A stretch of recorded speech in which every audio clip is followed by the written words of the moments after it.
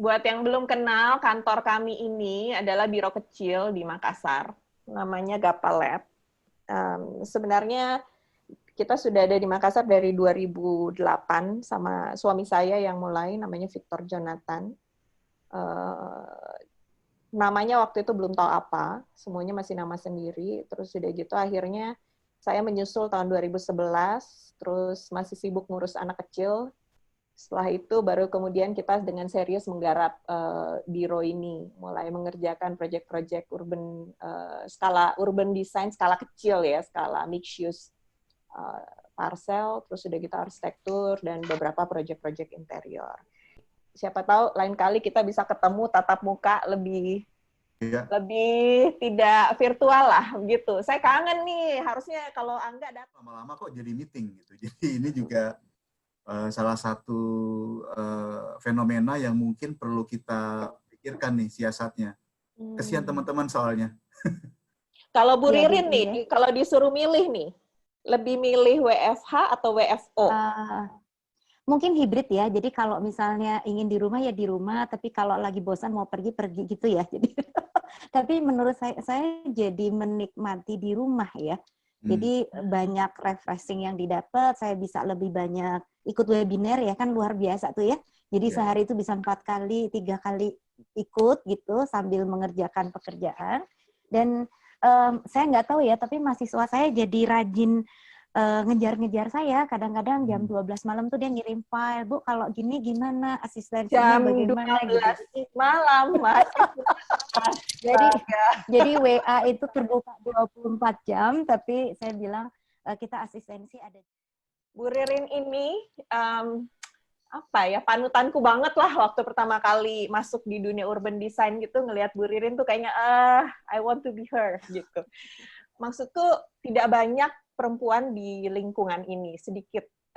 Dan Bu Ririn ini secara konsisten berada di iklim arsitektur dan urban design dari, setahu saya lulus dari tahun 89 ya Bu Ririn ya. Terus sudah gitu secara konsisten mengajar di ITB, terus sudah gitu aktif di pusat studi urban design, sampai akhirnya sekarang posisinya udah jadi komisaris karena yang muda-muda harus mengendalikan dan mengelola pusat studi urban design. Bu Ririn ini setahu saya juga punya expertise yang lain yang harusnya sudah bisa jadi buku ya Bu Ririn ya. Insya Allah. Expertise di bangunan rumah sakit. Nah sebenarnya nih satu ilmu yang tidak banyak orang miliki, dan menurut saya Bu Ririn tuh punya kemampuan yang cukup solid di bidang itu. Bu Ririn kalau dilihat dari CV-nya, risetnya banyak, jadi sangat berimbang, risetnya banyak, riset akademis, dan juga banyak proyek-proyek yang terkait dengan pemerintah maupun swasta. Kalau pada kenal Pak Danisworo, Prof. Danisworo itu orang pertama kayaknya yang membawa urban design ke Indonesia, dan Bu Ririn ini kayaknya tangan kanannya juga kali ya, Bu Ririn boleh dibilang begitu kan Bu Ririn ya, secara sehari-hari banyak sekali aktif bekerja sama dengan Pak Danisworo. Oke. Yang kedua, si Arjuna Sinaga ini adalah orang yang 24/7 hidupnya didedikasikan untuk urban design dan perkotaan. Saya berani bilang begitu karena kalau dia sketsa pun, sketsanya itu adalah kota. Jadi hidup tutup mata, saya curiganya dia mimpi pun mimpinya kota. Betul nggak sih, Angga? Mimpinya jalan-jalan ke kota-kota lain, yuk. Nah, betul tuh. Terus jadi pada saat Urban Plus menang sayembara IKN, dari semua itu saya dengan yakin, dengan beberapa teman-teman kami sangat yakin bahwa Urban Plus bisa tembus ke IKN dan menjadi pemenang karena memang mereka secara konsisten selama hampir 17 tahun, 13 tahun? Hampir 14 tahun. 14 tahun ya. 14 tahun itu 24/7 lah kalau saya boleh bilang, mereka itu benar-benar di bidang ini. Jadi saya belum pernah melihat Angga loncat ke bidang lain. Bidang lainnya itu sketsa dan jalan-jalan, tapi masih urusannya sama kota juga gitu. Jadi kalau ikutin Instagramnya Angga, yang menarik itu karena dia banyak sekali melakukan observasi perkotaan melalui sketsa. Itu bisa jadi satu topik sendiri lagi sih sebenarnya. Tapi mungkin Angga akan menampilkan sedikit. Waktu saya 30 menit, begitu ya, saya akan coba. Baik, jadi pertama-tama ini akan ada, gini, selamat pagi buat semua. Assalamualaikum warahmatullahi wabarakatuh. Waalaikumsalam. Terima kasih juga buat Yuli dan juga yang memperkenankan saya ya bisa ikut diskusi pada pagi hari ini. Saya juga ingin menyapa banyak teman-teman ya, ada Mas Gatot ya, Cici, Tita, Nadia, Rianto dan sebagainya, dan juga saya ketemu dengan kolega ya, dulu murid tapi sekarang udah jadi kolega, nggak ada lagi murid dan bukan gitu ya. Ada Andi, ada Altim, ada Ida Hamidah dan ada Angga ya. Saya terus terang saya bangga ya bisa berbicara dengan kolega begitu. Baik. Ini akan ada dua yang cukup besar, temanya adalah menciptakan dan memanusiakan ruang kota begitu ya, dan juga bagaimana memahami peran arsitek dan perancang. Maaf ya, ini kok sebentar. Oke, jadi tema pertama adalah memanusiakan ruang kota ya. Jadi saya mencoba untuk mencari apa sih definisi, itu sangat-sangat banyak, jadi silakan aja googling apa itu urban design. Tapi di sini saya mencoba melihat bahwa sebetulnya urban design itu punya prinsip begitu ya. Saya ambil dari Pak Danisworo yang sebetulnya ya merangkum banyak sekali definisi dan prinsip, yaitu harus memenuhi fungsional, visual, dan lingkungan begitu ya. Nah, kalau dilihat prinsip perancang kota banyak sekali, tapi silahkan saja membrowsing. Ini saya hanya mengambil 3 dari yang sangat banyak gitu ya. Jadi dari Kriken ada, dari New Zealand, atau tiap-tiap kota bahkan punya satu prinsip-prinsip perancang kota sendiri begitu ya. Yang cukup terkenal dan yang paling gampang menghafalnya adalah yang dari New Zealand The Urban Design Protocol ya, karena 7C ya, 7C gitu ya. Silahkan nanti untuk memudahkan ya. Kemudian juga kita lihat bahwa sebetulnya prinsip-prinsip ini berdasarkan pada problem yang ada begitu ya. Jadi ada problem apa, kemudian bagaimana konsep untuk menyelesaikannya dan sebagainya. Kenapa ini kok dibahas? Karena kita tadi ya, manusiawi itu sebetulnya apa ya untuk satu kota begitu. Saya nggak mau banyak-banyak tentang teori, tapi sekarang kita masuk sebetulnya apa sih bedanya antara arsitek dengan urban designer ya. Mungkin beberapa yang sudah jadi urban designer sudah kenal, tapi yang mungkin jadi arsitek apa sih sebetulnya menjadi urban designer begitu, atau menjadi seorang perancang kota begitu. Kalau arsitek itu kita katakan kliennya bisa hanya satu gitu ya, kemudian kita merancang bangunan. Merancang bisa cuma 3 bulan atau setahun lah gitu ya, tahun kedua dibangun. Kalau bangunannya sangat bagus dan kita sangat bagus, bisa langsung jadi star arsitek gitu ya. Dan kliennya itu kita juga punya super klien ya, jadi artinya masyarakat. Jadi kalau misalnya kita bikin kantor, orang yang bekerja di kantor itu adalah super klien kita begitu ya. Nah, berbeda dengan rancang kota atau ranah dari urban design, itu kalau kita lihat ya, sebelah kiri mungkin kita lihat area privat ya, ada gedung kantor, kemudian ada toko-toko di bawahnya begitu ya. Tapi kemudian yang sebelah kanan adalah daerah yang publik begitu, yang ini merupakan ranah dari urban design gitu ya, perancang kota. Nanti ada planning juga, planning biasanya lebih regional, lebih besar, lebih punya kebijakan.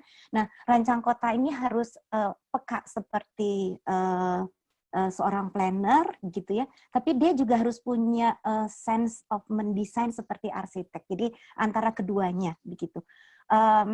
Mungkin ada teman-teman yang dulu mengambil menjadi rancang kota, base-nya adalah arsitek dan base-nya dari planner. Itu nggak jadi masalah begitu ya, karena dua hal ini digodok jadi satu.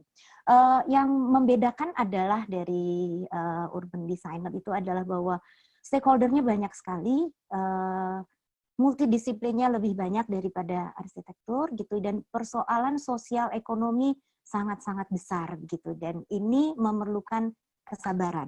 Kalau mau jadi arsitek, jadi star arsitek itu mungkin dalam 2 tahun bisa jadi terkenal gitu ya. Tapi urban designer itu perlu kesabaran luar biasa ya. Nanti saya ceritakan bahwa misalnya ada ya satu satu proyek itu bisa baru 14 tahun tercapai gitu ya. Jadi harus agak sabar begitu ya. Oke, baik saya teruskan ya. Oke, karena Ibu Yuli meminta saya untuk melihat manusiawi, ini mohon maaf ya ada salah ketik nih, ada Maslow-nya salah ya. Jadi saya mencoba mencari teori yang paling familiar dengan banyak orang gitu ya. Istilahnya nenek-nenek juga tahu gitu ya. Dan saya nenek-nenek gitu. Oke. Jadi dari kebutuhan fisiologi, keamanan, kemudian kasih sayang, penghargaan dan sebagainya. Saya mencoba untuk menanti apa ya? Ini jadi pegangan saya lah nanti untuk presentasi gitu ya dari Maslow ini. Yang pertama adalah fisiologis ya. Jadi ini yang paling biasa kita familiar begitu ya. Jadi bahwa kota itu harus ada perumahan, fasilitas umum, pasos. Kalau lebih detailnya ada ruang terbuka begitu ya, pedestrian dan sebagainya. Nah, kemudian kita contohnya ya, misalnya mau naik kendaraan pribadi atau angkutan umum gitu ya. Ternyata inginnya sih angkutan umum lebih banyak gitu ya. Ini ada satu pool kecil-kecilan lah. Kemudian yang jalan kaki tapi sedikit cuma 3% gitu ya. Nah terus ngapain kita harus bikin pedestrian? Tapi nggak apa-apa, ini real ya, real yang dilakukan kalau nggak salah tahun lalu ya. Beginilah yang ada di Indonesia begitu ya. Jadi artinya begini, yang satu lagi hal yang penting adalah buku urban design banyak sekali dan itu banyak teori-teori barat yang belum tentu cocok untuk yang Indonesia. Jadi artinya kalau nanti mau melokalkan atau menerapkan teori tersebut, ya kita harus cek lagi, oh jangan-jangan orang Indonesia nggak bisa pakai teori, jangan-jangan hipotesanya itu terbalik sama sekali gitu ya. Nah itu yang menjadi. Oke, jadi ini ada satu riset gitu ya yang kecil-kecilan yang sebetulnya apa saja sih, misalnya untuk pejalan kaki. Karena ini sebenarnya kebutuhan utama ya, fisiknya ada dulu begitu ya. Jadi ya mungkin saya nggak mau terlalu detail gitu ya, nanti silahkan dibaca sendiri gitu. Dan problemnya adalah kota tuh nggak punya tanah gitu ya. Jadi kalau kan cita-citanya ingin punya pedestrian yang lebar gitu ya. Paling bagus tuh kalau 5 meter, 3,6 dan sebagainya. Tapi kenyataannya cuma ada 1,2, cuma 1 meter, bahkan cuma setengah meter karena damija atau daerah milik jalannya sudah banyak digunakan oleh aspal gitu ya. Nah, DKI ini saya mungkin membantu proyek ini di awal-awal tahun 2000-an begitu ya, dengan pedestrian Tamrin gitu ya. Jadi gimana caranya ya ingin punya cita-cita pedestrian lebar tapi nggak punya tanah gitu ya. Jadi DKI meminjam ya. Saya nggak tahu ini jangan-jangan Angga juga udah waktu itu masih di PSUD ya. Jadi ini adalah Jalan Tamrin nih. Ya itu harus sabar, 14 tahun loh bayangin harus akhirnya baru bisa dibangun gitu ya. Karena satu-satu diketok orangnya, boleh nggak pinjam gitu. Terus dia itu nanya, enak aja ini tanah saya, lalu DKI mau ngasih apa? Oke, bebas pajak atau yang lain, ada yang dengan senang hati memberikan tapi ada juga enggak gitu ya. Belum lagi nanti ada bom Bali, begitu ada bom Bali, rasa keamanan menjadi sangat penting ya. Nanti ini Maslow nomor sekian, nggak mau lagi gitu. Jadi ini seru lah pokoknya kalau kayak lihat ini ya. Jadi kalau dulu sebelumnya seperti ini, kasihan ya DKI cuma punya segini, akhirnya seperti ini. Ini udah real terjadi ya. Kemudian juga ada lagi yang akhirnya sekarang ya, ada lagi bahwa yang bagian dari ruang dari akhirnya mau juga gitu ya beberapa bangunan ya. Jadi seperti dari kiri ini sebelum dan sesudah gitu ya. Oke, kemudian juga kita lihat bahwa sebetulnya kota-kota lain pun juga nggak punya privilege, punya tanah. Akhirnya dia mencoba untuk di lantai 2 gitu ya. Ini contohnya Hong Kong udah zaman tahun berapa lah. Tapi kita lihat bahwa sebetulnya kota itu juga dipandu tidak hanya, jadi artinya rancang kotanya atau perancang kotanya tidak liar mau-maunya enggak. Biasanya sudah ada urban design guideline atau panduan rancang kota gitu ya. Jadi ini contoh kalimat-kalimat yang ada panduan rancang kotanya. Jadi bahayanya ya arsitek itu suka nggak tahu bahwa ada UDGL-nya gitu ya, atau panduan rancang kota. Nah itu juga saya alami. Nanti harus menyadarkan bahwa sebelum mendesain tolong deh tanya ada nggak panduan rancang kota untuk lahan dari yang arsitek tersebut akan mendesain gitu ya. By the way ini saya ya lagi jalan-jalan ya. Oke. Baik, kemudian tapi problemnya adalah organisasi sosial masyarakat itu makin kompleks gitu ya. Dan nggak punya tanah lagi begitu. Nah ini yang menjadi challenge juga. Gimana ya pengen dapet yang ideal tapi nggak punya tanah gitu ya. Ini kenapa saya ambil kasus ini adalah bagaimana sebetulnya dulu ruang terbuka hijau. Kalau tadi pedestrian ya, udah pedestrian, jalur pedestrian tutup buku dulu. Sekarang kita yang diperlukan adalah ruang terbuka hijau gitu ya. Nah, ini alun-alun reborn Semarang. Sebetulnya ngasih nama alun-alun reborn itu adalah masyarakat dan mass media ya. Dulunya, jadi intinya begini. Jadi ada tawaran waktu itu untuk memugar atau pelestarian dari pasar Johar di Semarang gitu ya. Kemudian pada saat kajian pasar Johar gitu ya, loh pasar Johar tuh sebelahnya dulu adalah alun-alun gitu ya. Tahun 1870 seperti apa ini perkembangan. Tapi intinya sekarang sebelahnya udah bukan alun-alun tapi pusat pertokoan yang kumuh begitu ya. Kemudian kalau dilihat loh kok bisa ya ternyata ruang terbuka hijau itu juga diambil atau diakuisisi ya oleh masyarakat dan karena dibiarkan saja ya sudah dia seperti dikudeta gitu ya oleh satu bukan peruntukan ya tapi kegiatan ekonomi lain ekonomi gitu ya.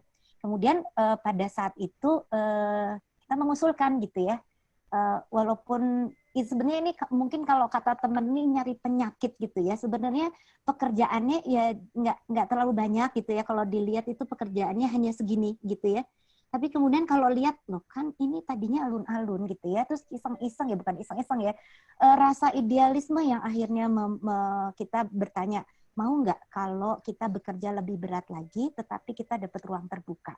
Kenapa kok lebih berat lagi? Seperti kita ketahui kalau yang namanya renovasi pasar atau pembangunan pasar itu paling ribet dan paling sulit adalah bagaimana kita negosiasi dengan pedagang pasar. Yang tadinya cuma ada 3.000 pedagang, tapi karena ada ide alun-alun ini double. Artinya negosiasinya lebih banyak kan? Nah itu dan kita salut bahwa teman-teman di pemerintah Kota Semarang itu menyambut gembira gitu ya. Saya kebayang mungkin ada beberapa kota yang bilang, ngapain sih Bu, ini udah harus selesai pada akhir tahun, udah jangan nyari penyakit gitu ya. Mereka luar biasa tidak ya. Jadi mereka bahkan mau mereschedulkan, oke, kalau gitu kita reschedule dan sebagainya. Itu saya appreciate sekali gitu ya. Akhirnya ya itu tadi gitu ya.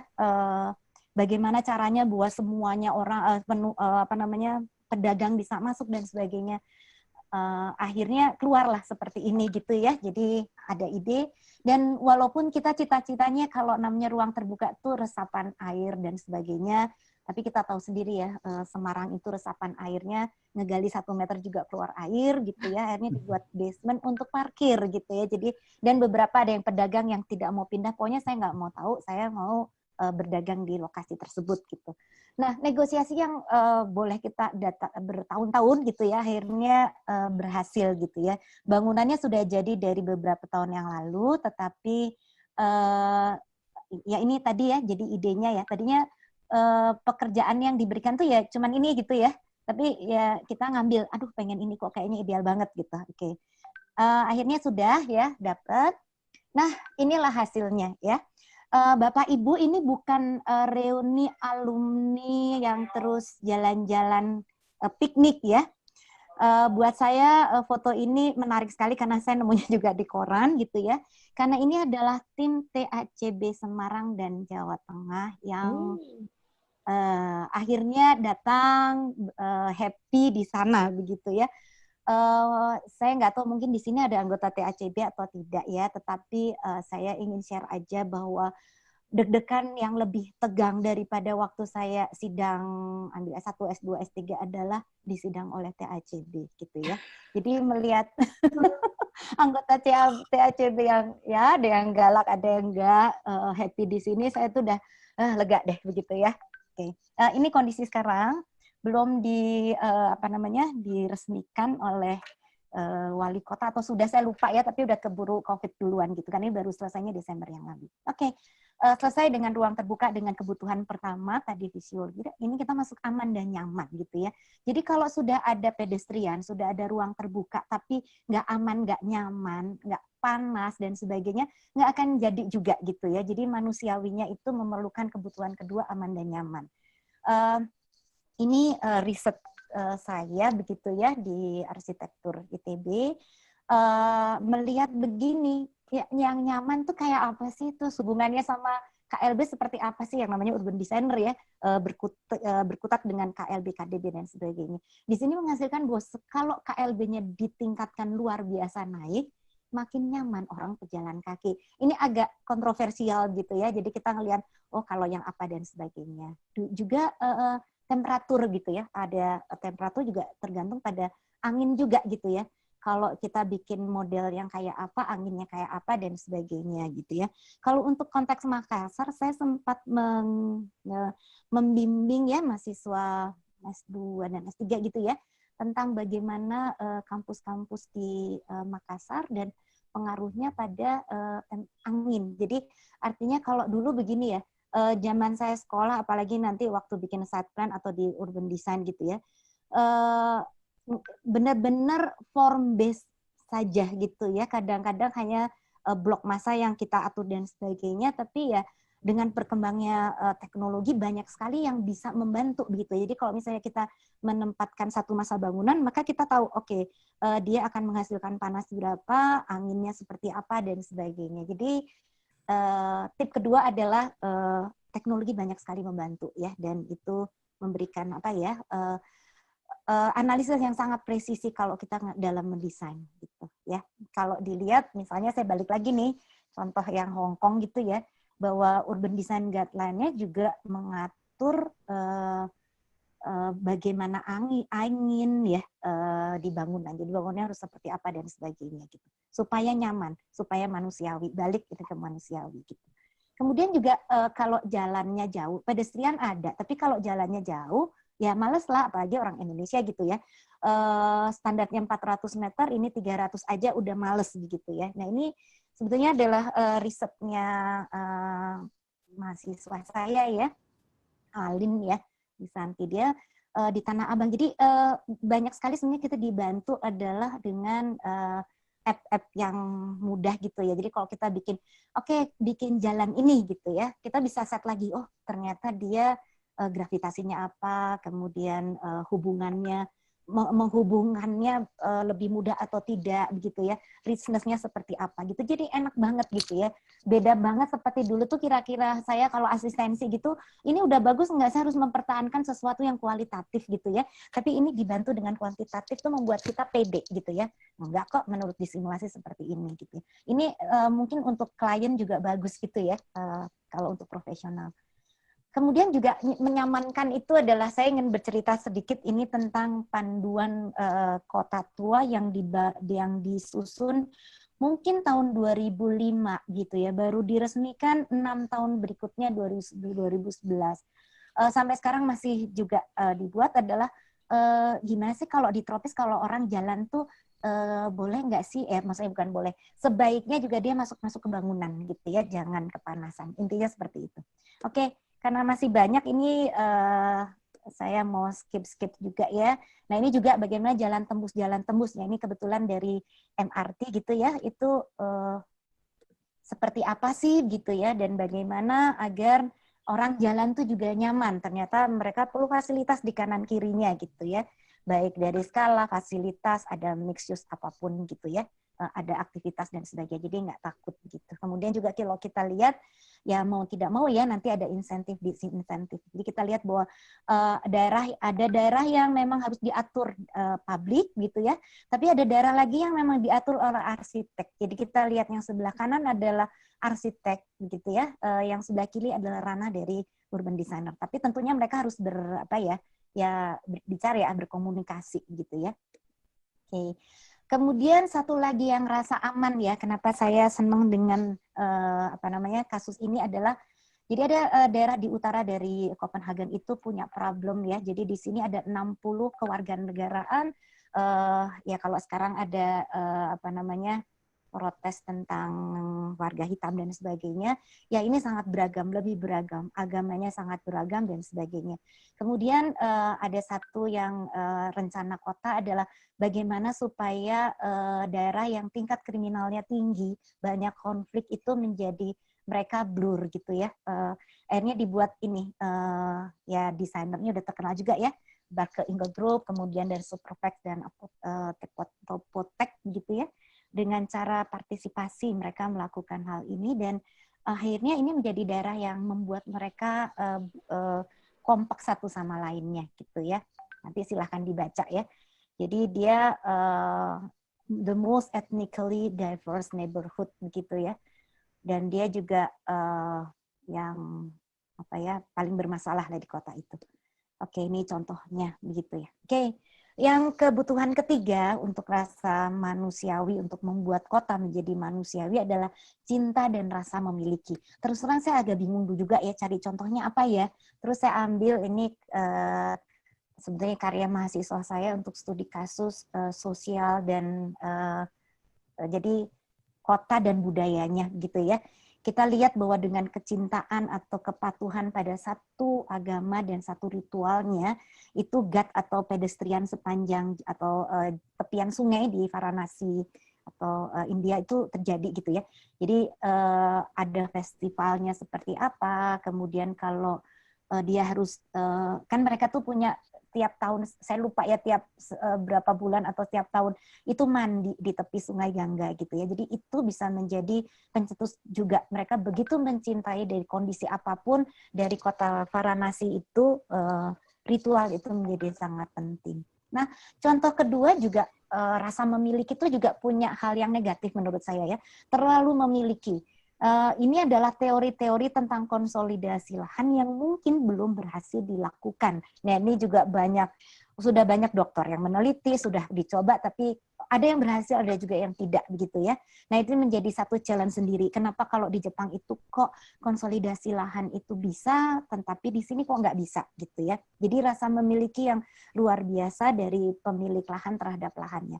Wajar begitu ya, tapi ya kita lihat ya bagaimana penyelesaiannya karena kota memerlukan tanah juga gitu ya untuk ruang terbuka, untuk fasilitas lain.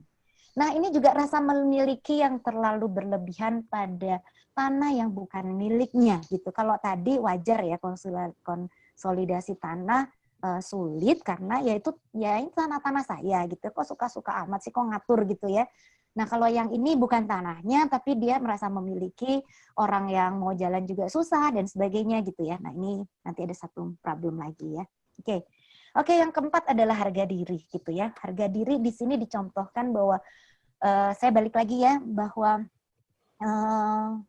wajah kota itu kontras, ditandai secara gamblang dengan dualisme sosial, kultural, ekonomi, baik secara fisik maupun non-fisik. Dan dua kelompok masyarakat itu mengandung konflik, tapi kenyataannya hidup berdampingan dan membutuhkan. Jadi benci tapi rindu gitu ya. Jadi istilahnya adalah kalau orang bekerja di high rise, berkantoran, tapi kalau makan dia nanti pergi ke sebelah got untuk makan warung gitu ya. Nah itu gitu ya, ya gimana, tapi memang itulah Indonesia kayak begitu gitu ya.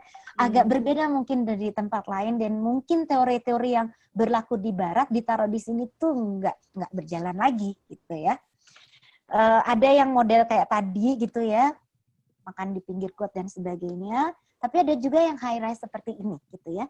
Walaupun ini mencerminkan kira-kira perubahan ya yang nantinya terjadi. Kok hilang ya? Oke. Maaf ini juga agak gatek gitu ya. Bagaimana misalnya daerah kebun kacang itu bisa berubah lebih banyak ruang terbuka hijau dan sebagainya ya, karena ada MRT dan sebagainya gitu ya. Karena ini kan daerah yang nantinya merupakan stasiun antara MRT Utara Selatan dan Barat Timur gitu ya. Tapi kalau kita lihat ya, ada sesuatu yang menjadi tidak adil di peta ini, di gambar ini ya.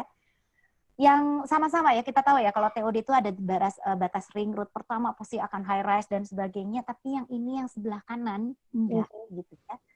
Kenapa? Karena memang ini adalah pemugaran menteng ya. Bahkan kalau mau bikin bangunan yang 50 meter persegi pun itu diperiksa oleh TABG provinsi gitu ya. Begitu ketatnya. Kemudian orang sana bilang, lah saya punya tanah, kalau saya punya seberang di kebun kacang, saya bisa KLB 5 misalnya. Tapi kalau di sini KLB saya kenapa cuma 1,2 dan sebagainya. Ada ketidakadilan. Yang ini yang harus diselesaikan oleh masyarakat. Jadi tadi itu ya konflik. Ini masih konflik juga gitu ya, karena DKI masih belum punya sistem insentif yang membuat fair. Kan kalau jadi warga kota tuh harus fair ya. Jadi kalau yang bisa KLB 5, kenapa saya kok nggak bisa gitu ya?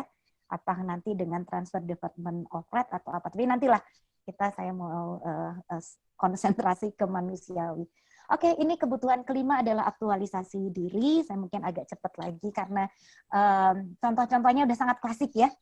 Kalau nggak ada Keong Jeong Sion, aduh saya selalu nggak bisa bicara ini ya, pronosnya mohon maaf ya. Jadi sebelum dan sesudah bagaimana ini merubah betul image kota tersebut. Orangnya happy, orang nyaman, dan pariwisatanya luar biasa dengan adanya hal ini gitu ya. Saya melihat pada aktualisasi. New York juga demikian ya, yang ya before after-nya begitu ya. Image-nya menjadi luar biasa, sangat-sangat manusiawi. Demikian juga Herald Square gitu ya di sini. Oke, itu yang kelima gitu ya. Nah sekarang yang kedua adalah menciptakan ruang kota. Jadi ini adalah chapter kedua atau paruh kedua dari paparan menciptakan ruang kota. Ya, silakan di browsing banyak sekali bagaimana cara menciptakan ruang kota yang tadi adalah kriteria manusiawinya gitu ya. Salah satunya yang Kompedium itu udah sangat standar. Tapi intinya adalah bahwa nggak bisa lagi kalau nggak partisipasi karena stakeholder-nya banyak gitu ya. Jadi kalau misalnya kita membangun satu perkantoran, klien kita satu, kemudian tapi kita membela supaya nanti pengguna di bangunan tersebut nyaman gitu. Tapi kalau di kota itu kliennya banyak sekali. Jadi kalau misalnya tadi bikin pedestrian tamrin gitu ya, maka kliennya atau stakeholdernya itu kira-kira 200 gitu ya. Satu setuju, satu enggak, yang satu segala macam. Perlu satu metode untuk menciptakan yang berbeda begitu ya. Salah satunya yaitu tadi ya, design thinking proses tuh bisa menjadi salah satu. Di sini ada Bu Tita ya, dan kemarin saya belajar dari Bu Tita adalah empati nomor 1, peduli nomor 1. Ya, kemudian peka itu menjadi nomor 1 gitu ya. Bukan berarti kalau misalnya jadi arsitek itu nggak peka gitu ya, tapi jadi urban designer itu harus jauh lebih peka dan harus jauh lebih sabar ya. Kadang-kadang harus melakukan hal seperti ini berkali-kali gitu ya. Sudah 6 bulan ternyata ada kejadian, mereka nggak mau lagi, mengulang dari awal lagi begitu ya. Makanya kenapa di sini keluar lagi nih si gambar ya. Jadi contohnya kalau bikin pedestrian itu kadang-kadang kalau, dan itu nggak cuma dengan kliennya aja ya, dengan pemerintahan pun juga. Saya nggak tahu pemerintah di tiap kota atau tiap negara ya, tapi contohnya misalnya di Jakarta aja itu dinasnya banyak banget gitu ya, untuk bikin pedestrian aja itu ada Bina Marga, kebersihan, pertamanan, dan sebagainya. Masing-masing punya data masing-masing yang nggak cocok ya. Di lapangan digali ternyata memutuskan jalur misalnya internet gitu ya, dan segala macam, seru lah pokoknya. Jadi ya cuman bikin pedestrian kan gampang banget gitu, betul di atasnya gampang. Tetapi oh ya, oke, dadah ya. Maaf, ini suami saya keluar rumah jadi dadah dulu ya. Oke. Nah itu kayak kalau working from home itu banyak ya. Itu bagian serunya. Iya, bagian serunya. Belum lagi tadi saya ngusir-ngusir kucing mau ikutan. Oke, jadi koordinasi di antar dinasnya juga luar biasa gitu ya. Nah, tapi juga kita sebetulnya sudah punya sebenarnya Indonesia udah agak maju ya. Jadi sudah ada panduan rancang kota atau BGL. Ya mungkin Pak Danis Woro pulang dari sekolahnya di Amerika, dia mungkin beliau tahun berapa ya, 70-an gitu ya, mulai memperkenalkan Urban Design Guideline, dan tahun 2007 itu diadop oleh PU begitu ya. Jadi dimanapun harus pakai UDGL atau di sini RTBL lah, di intinya seperti itu. Jadi sebetulnya adalah pengakuan Indonesia terhadap UDGL atau rancang kota itu sudah cukup lama gitu ya. Perkara nanti kualitasnya, nah itu hal lain gitu ya. Tapi sudah ada secara aspek legalnya terpenuhi, dan juga apa saja sih sebetulnya yang diatur dan sebagainya itu juga sudah ada gitu ya. Jadi apa yang masuk dalam peraturan, apa yang keputusan dinas dan sebagainya itu sudah ada gitu ya. Satu lagi adalah yang menarik dari Rancang Kota itu adalah Rancang Kota itu betul-betul satu kebijakan publik ya, banyak politiknya luar biasa begitu ya. Jadi di sini ada range ini maaf ya saya ngambil dari PSUD gitu ya, yang sudah mencoba untuk contohnya Jakarta ya, dari bukan Jakarta sih, Indonesia ya, dari Bung Karno sampai Pak Jokowi gitu ya. Kebijakannya kadang-kadang saling menunjang, bersinergi, bagus, berkelanjutan, tapi kadang-kadang tidak gitu ya. Nah itu yang dan kadang-kadang politik tuh tiba-tiba berhenti gitu ya. Satu kajian yang mungkin 10 tahun yang tinggal ngebangun itu bisa-bisa oh nggak jadi deh besok. Kenapa? Keputusannya sudah tidak seperti itu lagi. Jadi kita harus tahan banting ya, kira-kira seperti itu. Setelah COVID seperti apa, saya hanya melihat saja dan tidak akan membahas di sini gitu ya. Itu mungkin satu sesi sendiri gitu ya. Tapi pasti akan ada berubah ya. Kalau Pak Danis mengatakan adalah ruangnya mungkin tetap, tetapi kegiatannya yang berubah. Kitanya yang harus adaptive reuse. Mungkin kegiatannya juga berubah juga begitu ya. Oke. Nah, karena ini hari Sabtu ya dan ini weekend, saya ingin bukan buat teka-teki gitu ya. Oke, baiklah. Apa arti 3 kata ini gitu ya. Oke, kata kuncinya adalah pergilah ke HTP. Saya ini bukan ini ya.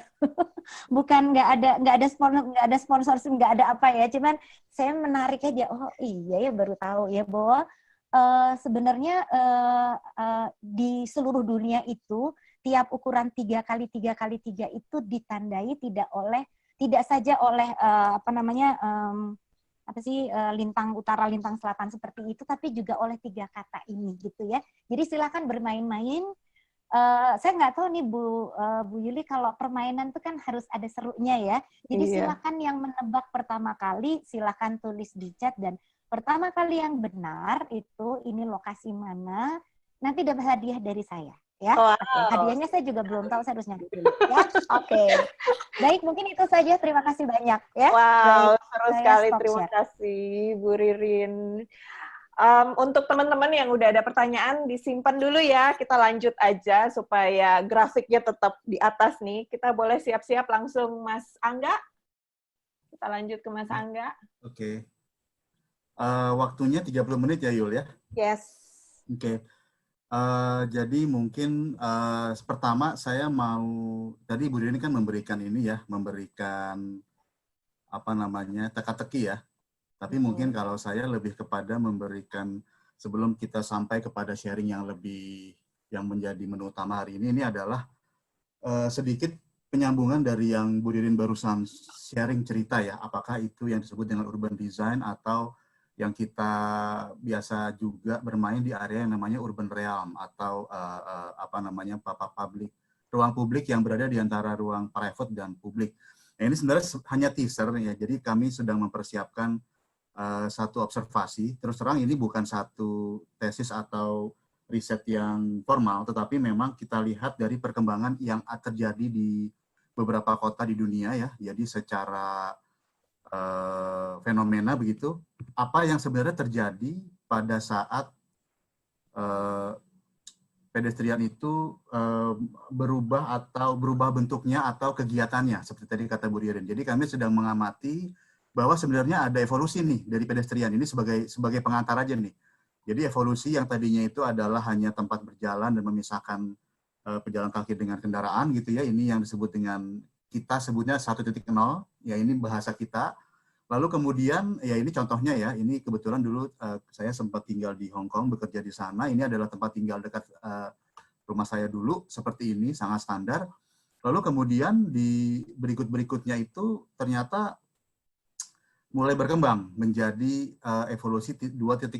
Apa yang terjadi di sini? Disinilah mulai terjadi yang tadi juga Bu Ririn sempat sebutkan, bahwa ada banyak koneksi atau integrasi antar bangunan dan antar lahan atau antar lot ya, yang kemudian dia dipisahkan dengan jalur kendaraan sehingga kemudian dia punya sifat yang lain juga. Nah, apa yang diperlukan di sini, apa yang menjadi prasyaratnya sedang dilakukan penelitian, maksudnya observasi kami, kemudian kita sampai kepada yang paling boleh dibilang paling kontemporer nih. Ini mungkin teman-teman yang arsitek sudah banyak melihat juga di media atau majalah, atau bahkan mungkin sudah ke sana ya. Jadi sudah sampai di evolusi 3.0, di mana skala dari pedestriannya itu atau urban realmnya itu tidak hanya terjadi pada satu penggal jalan, tetapi sudah terjadi menghubungkan distrik atau region antar daerah di dalam satu kota. Nah, ini juga satu hal yang kemudian terjadi, ya. Jadi berkembang terus, berevolusi terus, dan terjadi di negara-negara yang memang sudah cukup advance. Dan ini adalah contoh yang tadi Bu Ririn sempat sebutkan ya, Cheonggyecheon menjadi salah satu dari tipologi pedestrian atau koridor pejalan kaki yang seperti itu. Nah, ini sebenarnya adalah satu teaser aja bahwa satu hal yang menyenangkan dan seru ya dari dunia urban design ini adalah bahwa kenyataan bahwa bahkan observasi yang kami lakukan dari apa yang kami lihat pun bisa menjadi sesuatu yang bisa kita gali. Nah, ini nanti akan ini semua teaser aja. Jadi untuk Mbak Yuli dan teman-teman Gapai, ini maaf sedikit ada teaser iklan di awal gitu ya. Malah seru. Kita tunggu nih tayangnya. Ya nanti mungkin ada forum di sini kalau memang dimungkinkan, atau tempat lain pun tidak masalah. Tetapi intinya adalah bagaimana urban design itu secara praktek itu terevolusi. Mulai dari satu teori yang sangat baik, tadi Bu Ririn sudah banyak cerita, lalu masuk kepada regulasi atau peraturan, dan tentunya salah satu inspirasi yang sering menjadi sumber ide kita adalah berdasarkan ini ya, preseden atau contoh dari tempat-tempat lain yang mungkin sudah melakukan lebih dulu. Nah, ini mungkin saya akan secara cepat sharing tentang kebetulan ini adalah desain dari sayembara perencanaan ibu kota Indonesia yang baru. Ini Negara di Manusia adalah judul dari tim kami. Saya mewakili tim ya, timnya dikepalai oleh Subarini Sofyan, rekan saya. Lalu ada saya dan 8 orang lain, dan saya akan cerita bagaimana kira-kira apa yang bisa diambil sebagai pelajaran dari sini. Yang pertama, sebelum kita masuk ke desain, saya mau cerita dulu nih. Kalau nggak salah dari polling teman-teman audiens di sini, sebagian besar itu ada yang cukup banyak yang usianya cukup produktif ya, sangat muda ya, 20-30 tahun ya, Yuli ya, kalau nggak salah. Betul. Nah, itu lebih dari 40%. Juga mau sharing bahwa sesuatu yang menjadi produk dari atau desain dari perencanaan kota atau kawasan atau urban design itu harus datang dari satu, menurut kami, akan datang dari satu kumpulan pengalaman dan juga iterasi yang sudah terakumulasi ya. Jadi bukan sesuatu yang bisa keluar pada artinya tidak selalu bisa keluar di saat-saat yang sangat dini. Makanya kita mau cerita nih. Ada si Barani, saya, Vincent, Rahman, dan juga ada Jason, ada Scott, dan ada Pak Winarko ya. Ini adalah anggota tim yang tim kunci ya dari tim pemenang sayembara desain ibu kota ini. Semuanya ini punya pengalaman yang boleh dibilang sudah lumayan lah. Minimal kami sudah melihat dan berpraktek di beberapa tempat sehingga bisa punya pengamatan yang berbeda-beda di setiap tempat, karena aturan-aturan dan juga aturan main dan peraturan dari pembangunan kota itu berbeda-beda. Ini yang juga perlu diketahui juga oleh teman-teman di sini. Dan ini saya mohon izin kepada para guru dan para senior saya, ada Bu Ririn, lalu ada Prof. Ananto juga ya, lalu ada beberapa senior nih yang memang dari dulu sudah jadi idola saya dan kebetulan ada di sini, jadi saya agak grogi. Sebenarnya ada Mbak Cici, ada Mas Jakob ya, ada Mbak Tita. Jadi mohon izin saya sharing bahwa saya cuma mau ngomong apapun yang kemudian keluar menjadi suatu produk yang sangat komplit dan elaborate itu tidak datang dalam waktu yang instan.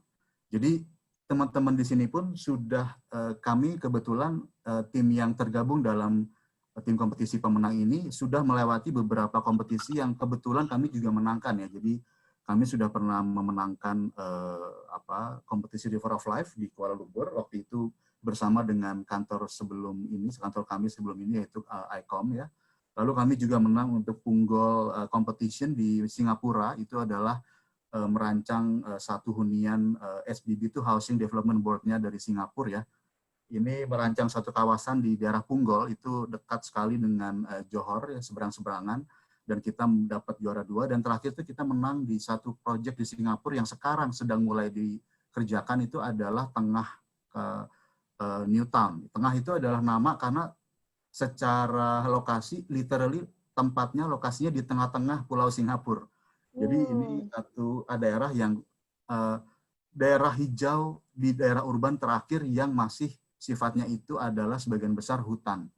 Jadi bayangkan Singapura itu juga punya hutan, walaupun tidak sekaya hutan tropis yang kita punya di Kalimantan ya, di tempat lokasi dekat dengan lokasi ibu kota kita yang baru, tetapi mereka mau menjadikan ini sebagai daerah permukiman yang tetap mempertahankan sifat hutannya. Nah, jadi ini adalah kompetisi yang memang kami lakukan bersama-sama, jadi kami menang bersama-sama. Artinya kita mau bilang bahwa kompetisi itu adalah satu proses yang sifatnya itu adalah elaborasi atau gabungan dari pengalaman, lalu juga dari hubungan chemistry ya, chemistry secara sebagai teman ya, kami sudah bekerja bersama kurang lebih hampir 13 tahun di berbagai level dan berbagai macam situasi gitu. Lalu juga harus ada trust. Nah, ini kolaborasi ini yang sebenarnya menjadikan satu keluaran rencana atau rancangan urban design yang memang cukup elaborate. Jadi tidak bisa datang hanya dari satu atau dua kepala saja, tapi harus datang dari berbagai macam kepala dan berbagai macam experience yang memang masing-masing itu multidisiplin. Jadi di tim kami itu ada Pak Winarko yang ahli infrastruktur, terutama ahli air. Lalu ada Jason yang dia adalah ahli landscape gitu ya. Tadi ada yang sempat bertanya, lalu bagaimana role-nya landscape designer di dalam satu urban design gitu ya. Terus terang, urban design itu adalah ilmu yang banyak mengambil atau meminjam knowledge-nya itu dari ilmu landscape. Jadi memang urban design itu baru berkembang mungkin di akhir tahun 60-an gitu ya, awal tahun 70-an secara keilmuan, kemudian banyak meminjam juga dari landscape. Jadi kalau dilihat dari gambar-gambar di sini bisa kelihatan bagaimana landscape itu menjadi salah satu elemen yang cukup dominan di dalam satu perencanaan kota. Jadi itu yang kami mau sharing dulu, bahwa placemaking itu juga harus dimulai dari satu visi. Makanya kenapa banyak perencanaan atau pembangunan daerah baru itu berdasarkan dari hasil kompetisi. Karena memang visi inilah yang kita coba untuk elaborate ya. Tadi Bu Riri sudah dengan sangat jelas menceritakan bahwa semua itu harus berawal dari sesuatu yang memang punya satu dasar yang kuat gitu. Artinya bisa memandang ke masa depan, tapi juga merespon dan mengakomodasi kondisi dan kebutuhan saat ini. Nah, disitulah di mana hal-hal yang sifatnya menjadi narasi ya, ini salah satu hal yang mungkin sangat penting di dalam satu kompetisi, itu menjadi bantuan untuk untuk menolong teman-teman juri dan juga rekan-rekan audiens secara populer itu untuk mengerti apa sih yang mau dilakukan di kompetisi ini. Ini salah satu contohnya narasi yang kami buat untuk River of Life ya. Jadi kita bikin satu judulnya itu care gitu ya, C-A-R-I dalam bahasa Inggris, artinya peduli. Tetapi juga sebenarnya dia adalah satu kepanjangan dari connect, artinya menghubungkan, lalu activate, artinya mengaktifasi atau membuat aktif kembali, lalu regenerate, artinya regenerasi ya, jadi memperbarui kawasan, dan terakhir adalah enliven. Enliven ini artinya kita membuat satu kawasan itu menjadi punya nilai value alami atau natural yang lebih baik. Jadi ini adalah salah satu cara menarasikan satu kompetisi. Intinya pada saat kita memasuki satu kompetisi seperti kompetisi desain ibu kota, yang masuk itu ada sekitar 750-an tim peserta yang mendaftar, lalu yang memasukkan sekitar 280 peserta. Di antara semua peserta, bagaimana caranya kita bisa mengambil perhatian atau mengambil hatinya para juri. Bayangkan melihat 280 entry, 280 dikali 4, masing-masing punya 4 panel gitu ya, gimana caranya biar mereka melihat kepada konsep kita. Nah, jadi ini cerita bagaimana elaborasi itu melalui ide itu adalah penting. Nah, ini yang sudah dilakukan juga oleh tim kami, kebetulan diteruskan oleh tim ICOM, bahwa yang tadinya itu gambar sebelah kiri ya, desain, di kompetisi, kemudian sudah terjadi di realitanya. Jadi ini sebenarnya salah satu gambaran bagaimana pembangunan itu, seperti tadi kata Bu Ririn ya, itu memerlukan kesabaran dan waktu, karena yang terlibat itu begitu banyak pihak dan begitu banyak stakeholder istilahnya kalau dalam urban design. Ini dari tahun 2009 ke 2017 gitu ya, hanya Ini berapa persen nggak yang sudah ini selesai? sekitar 65% dari apa yang direncanakan. Baiklah. Artinya memang tidak mudah ya, artinya ini ada proses. Nah, inilah yang juga kita mau bilang nih, yang kita punya mimpi ya, seperti ini kemudian sudah terjadi. Kemarin juga sudah ada beberapa teman-teman yang kebetulan tim kantor Urban Plus sempat kami ajak ke sana untuk melihat ya, bagaimana jadinya dan implikasinya, dan apa yang kemudian secara aktivasi itu, secara aktivitas itu kemudian terjadi di lapangan. Ini satu ilustrasi yang saya suka sekali. Sebenarnya ilustrasi yang sangat ringan, di mana ini adalah kawasan Masjid Jamek, salah satu masjid paling tua di Kuala Lumpur, jadi di dekat dengan Dataran Merdeka. Dulunya itu yang masuk itu tidak boleh selain yang beragama Islam atau Muslim. Waktu saya ke sana survei 2009 untuk kompetisi, saya bersama teman-teman, kebetulan teman-teman rekan-rekan perempuan ya dari kantor ICOM yang Singapura yang memang berpakaiannya agak liberal gitu ya, dan kita nggak boleh masuk. Tapi kemudian 2 tahun lalu kita melihat sudah ada satu revolusi di mana sebagian ruang dari masjid sendiri itu diperbolehkan untuk dimasuki oleh orang-orang yang non-muslim sebagai bagian dari kawasan turisme. Ini gambar satu pasang ya Korean ya, ini apa sih istilahnya, si opanya nih lagi moto istrinya nih pakai kerudung gitu ya di dalam Masjid Jamek. Itu menurut saya satu gambaran di mana aktivitas itu akhirnya bisa menjadi aktivitas yang inklusif dibantu oleh adanya panduan dari urban design. Mungkin kita langsung masuk kepada apa yang terjadi pada kompetisi desain ibu kota. Ini kami juga mohon izin bahwa yang kami share di sini adalah hasil dari sayembaranya yang tidak terlalu banyak berubah pada saat pelaksanaan sekarang. Artinya pengembangan sekarang ini di bawah Kementerian PUPR, tetapi memang ada banyak hal yang harus diselaraskan, terutama bekerja sama dengan Kementerian ATR. Nih tadi saya lihat ada rekan dari Kementerian ATR yang juga datang ya, lalu juga dengan Kementerian Bappenas dan banyak pihak-pihak lain. Tetapi intinya pada saat Pak Jokowi itu punya aspirasi yang memindahkan ibu kota, kemudian Pak Basuki sebagai Menteri PUPR melaksanakan sayembara untuk urban design kawasan inti ibu kotanya. Kemudian kami mengikuti sayembara ini dan berdasarkan jadi pada saat kompetisi itu kita mendapatkan data dari PUPR. Nah, data-data ini adalah data yang sifatnya itu berupa kerangka acuan kerja gitu. Saya yakin di sini banyak rekan-rekan yang ikutan juga ya, kebetulan pasti sudah sangat hafal. Dan juga kami diberikan data-data pendukung yang berupa spasial dan regulasi yang sifatnya itu data secondary, artinya data yang memang diambil dari peraturan. Nah, ini semua menjadi modal pada saat kita melakukan desain gitu, sebelum kita bisa melakukan verifikasi terhadap data-data di lapangan, tetapi minimal kita datang ke lapangan, kita survei ke sana bersama dengan teman-teman yang juga ikutan kompetisi. Kita mengumpulkan data gathering, jadi dari spasial data, kita mengcompare dengan regulasi gitu ya, dengan peraturan, kemudian dihubungkan dengan berbagai macam berita atau rencana dari infrastruktur. Jadi inilah yang kemudian kami elaboratkan ke dalam satu rancangan ya. Ini gabungan dari teman-teman yang ya saya dan si Barani urban designer gitu, ada Scott juga dia urban planner, lalu ada yang ahli sustainability, ada yang arsitek, ada yang landscape designer, dan ada ahli infrastruktur. Jadi bagaimana semua ide-ide itu digabungkan menjadi satu kerangka yang sifatnya menyeluruh gitu, harus kelihatan bentuknya atau desain shape-nya harus terlihat, tetapi juga harus mengakomodasi kepentingan semua pihak. Nah ini yang sebenarnya dari sisi kompetisi sangat cukup menyenangkan, di mana boleh dibilang kami bisa melakukan desain sesuka kami. Jadi ya suka-suka aja, orang kita nggak punya klien kan, ini kan kompetisi kan. Tetapi artinya kita dipaksa untuk bisa nyambung nih dengan teman-teman yang ahli air gitu. Jadi kalau kita merancang satu kawasan yang nanti beliau bilang, oh Pak enggak, Pak Sibarani, di sini nggak ada airnya Pak, nggak mungkin bikin hunian yang terlalu padat gitu. Nah itu menjadi salah satu dari challenge bagaimana kita bisa mengovercome hal-hal yang sifatnya itu tantangan gitu ya. Nah, ini yang paling kiri itu kebetulan salah satu ilustrasi dari sketsa saya untuk area yang lebih besar. Kalau bisa lihat ininya ya, bisa lihat pena saya sedikit.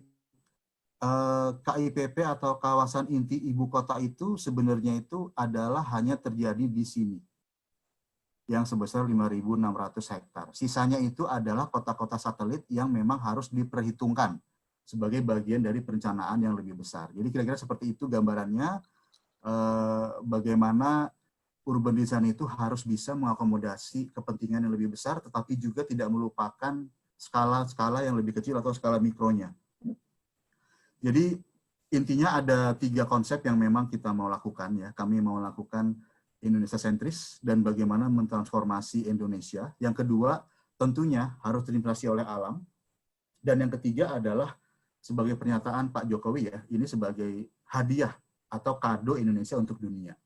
Nah, disitulah kami mulai dari yang paling besar dulu, yaitu kado untuk dunia. Berupa apa? Berupa ruang terbuka hijau. Jadi kami di sini mulai mengelaborasi, kami memikirkan bagaimana proyek ibu kota ini yang nantinya hanya ada di bintang merah yang ada di sini nih, Asteres ini, itu sebenarnya berpengaruh terhadap pergerakan seluruh open space atau ruang hijau atau bahkan hutan di Pulau Kalimantan. Jadi ada proyek bersama 3 negara antara Indonesia, Brunei Darussalam dan Malaysia yang namanya itu Heart of Borneo, yang tujuannya adalah mengembalikan ruang hijau di Pulau Borneo itu kembali kepada angka 30%. Yang mana ini adalah salah satu PR bersama. Jadi bukan hanya tugas tanggung jawab Indonesia, tetapi tanggung jawab banyak pihak. Karena apa? Karena ini adalah buat kepentingan dunia. Disinilah kita membuat pernyataan sebagai hadiah untuk dunia. Jadi bagaimana ibu kota baru itu menjadi inspirasi untuk pergerakan Heart of Borneo ini. Lalu kita juga melihat bagaimana analisa pemilihan lokasi, kita melihat hal-hal yang ada di samping sebelah kiri nih. Jadi tidak hanya karena ibu kota ini akan dirancang di satu daerah yang boleh dibilang baru, bukan daerah yang sudah menjadi daerah perkotaan. Jadi kita harus memperhatikan banyak hal, memperhatikan topografi, geologi, geoteknik, kerentanan terhadap bencana, lalu posisi terhadap ruang hijau dan hutan lindung. Ini semua harus dipertimbangkan, dan waktu itu kami pertimbangkan pada skala kompetisi dengan data-data yang memang cukup terbatas, tetapi kami memperhatikan bahwa pertama ada fakta warga Indonesia itu sebagai negara maritim itu hampir sebagian besar itu tinggalnya di pesisir, artinya tinggalnya di daerah dekat air. Nah, ini juga salah satu fakta. Lalu yang kedua, fakta bahwa lahan yang bisa digunakan ini adalah semua lahan yang bisa digunakan sebesar 250.000 hektar. Kita diminta untuk memilih lahan 5.600 hektar sebagai bagian dari kawasan inti pusat pemerintahan. Nah, ini kami memilih di bagian yang memang bisa digunakan tanpa merusak alam. Dalam artian kita menggunakan sebagian besar itu adalah atau kondisi sekarang itu adalah perkebunan. Perkebunan kebanyakan kelapa sawit dan perkebunan pulp ya, yang artinya secara ekologi pun sebenarnya sudah mulai terdisrupsi. Jadi kita akan mengembalikan daerah ini menjadi satu development ibu kota baru yang memang punya arti yang sebenarnya ya untuk Indonesia ya. Jadi kalau kita lihat hubungan antara lokasi ibu kota baru ini dengan Balikpapan dan Samarinda, sudah ada aksesnya, kita harus perhitungkan. Ini juga diberikan masukan oleh ahli transport kami, di mana perkembangan dari kota-kota di sekitar ibu kota kawasan inti itu adalah harus direncanakan supaya tidak kemana-mana dan menjadi pembangunan yang sifatnya itu sangat terkontrol, boleh dibilang begitu ya. Jadi kita bayangkan ada banyak sekali kota-kota pendukungnya. Ini yang ada ketangannya adalah kota-kota pendukung di sekitarnya, yaitu kota-kota yang nantinya punya tema sendiri-sendiri karena masing-masing juga punya kondisi lahan yang sangat spesifik ya. Misalnya seperti kota teknologi pangan ini yang ada di sini itu adalah daerah yang memang dia itu banyak sekali perkebunan yang sifatnya hutan produksi pangan, hutan produksi pangan. Jadi mereka banyak juga tanaman jagung di sana gitu. Jadi kita memanfaatkan dia sebagai kota baru yang berbasis teknologi pangan, mulai dari penanaman produksi pangan sampai pengolahannya. Lalu misalnya ada area yang memang menjadi hutan mangrove ya, yang sebagian besar adalah habitatnya bekantan, ini harus dipertahankan. Jadi Kalau kita sebut sebagai kota, itu sebenarnya tidak berarti seluruhnya dibangun, tetapi akan ada populasi yang bertugas untuk menjadi sekaligus penjaga dari kotanya sendiri. Jadi kota-kota tematik ini memang dirancang secara planning untuk bisa mengakomodasi kegiatan perkembangan kawasan ibu kota, tetapi sekaligus juga membuat satu distribusi dari populasi dan sekaligus menjaga kondisi alam yang ada sekarang. Jadi kira-kira seperti itu. Ini juga masih diperhitungkan dalam skala besarnya, di mana sebenarnya KIPP-nya itu adalah yang ada di sini nih, yang ada warna kuning yang saya berikan. Ini adalah kawasan inti pusat pemerintahan yang sekitar 5.600 hektar. Sementara kota-kota ini adalah sebagai kota pendukungnya. Jadi kira-kira seperti itu konsep dari narasi kompetisinya, di mana secara peraturan juga, peraturan perkotaan, HL itu adalah hutan lindung ya, itu teman-teman mungkin sudah hafal bahwa itu adalah hutan Bukit Soeharto yang tidak boleh diapa-apain, jadi tidak boleh disentuh, tidak boleh dibangun. Sementara IKN itu adalah kawasan intinya, di mana dia menjadi pusat pemerintahan, dan dia akan menjadi pusat kegiatan nasional yang baru. Jadi ini adalah struktur dari peta-peta yang biasanya akan muncul di peta-peta RUTR gitu ya, rencana umum tata ruang gitu, level provinsi misalnya, yang akan menjadi pegangan untuk pengembangan lebih lanjut. Nah ini juga gagasan struktur kota ini mesti kita perhatikan, supaya pada saat kita fokus kepada IKN-nya atau kepada ibu kota negaranya, kita tetap memperhatikan bagaimana perkembangan kota-kota lain di luar itu. Jadi kira-kira seperti ini buat rekan-rekan yang mungkin adalah praktisi atau mahasiswa perencanaan kota, ini sangat-sangat akrab dengan gambar ini. Lalu kami juga menjawantahkan semua itu ke dalam rencana strategis pengendalian. Nah, inilah yang biasanya harus dilakukan oleh urban design, selain memikirkan fisiknya, tetapi juga untuk melakukan development control ya, atau kontrol dari pembangunan yang terjadi di daerah sekitarnya.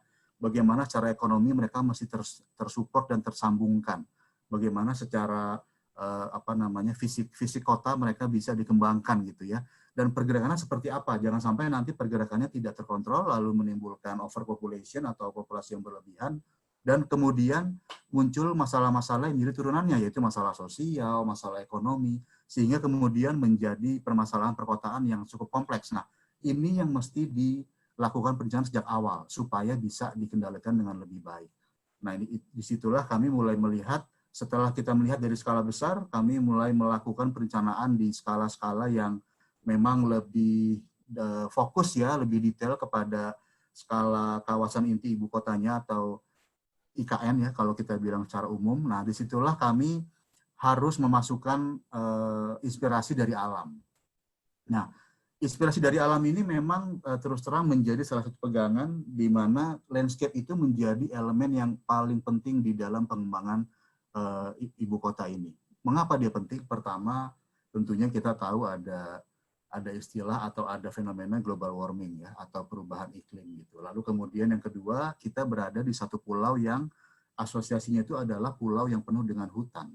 Jadi kita harus bisa memberikan satu inspirasi bahwa untuk membuat ibu kota baru itu kita harus bisa beradaptasi dengan kondisi barunya, tidak dengan serta-merta memindahkan ibu kota lama ke sana tanpa memperhatikan kondisi yang ada di sana.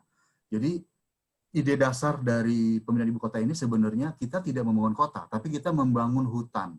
Karena itu kita melihat dulu dari seluruh area yang akan kita pilih itu, di mana yang menjadi kawasan intinya adalah kawasan yang ini ya, yang saya kasih warna ini, warna kuning ini.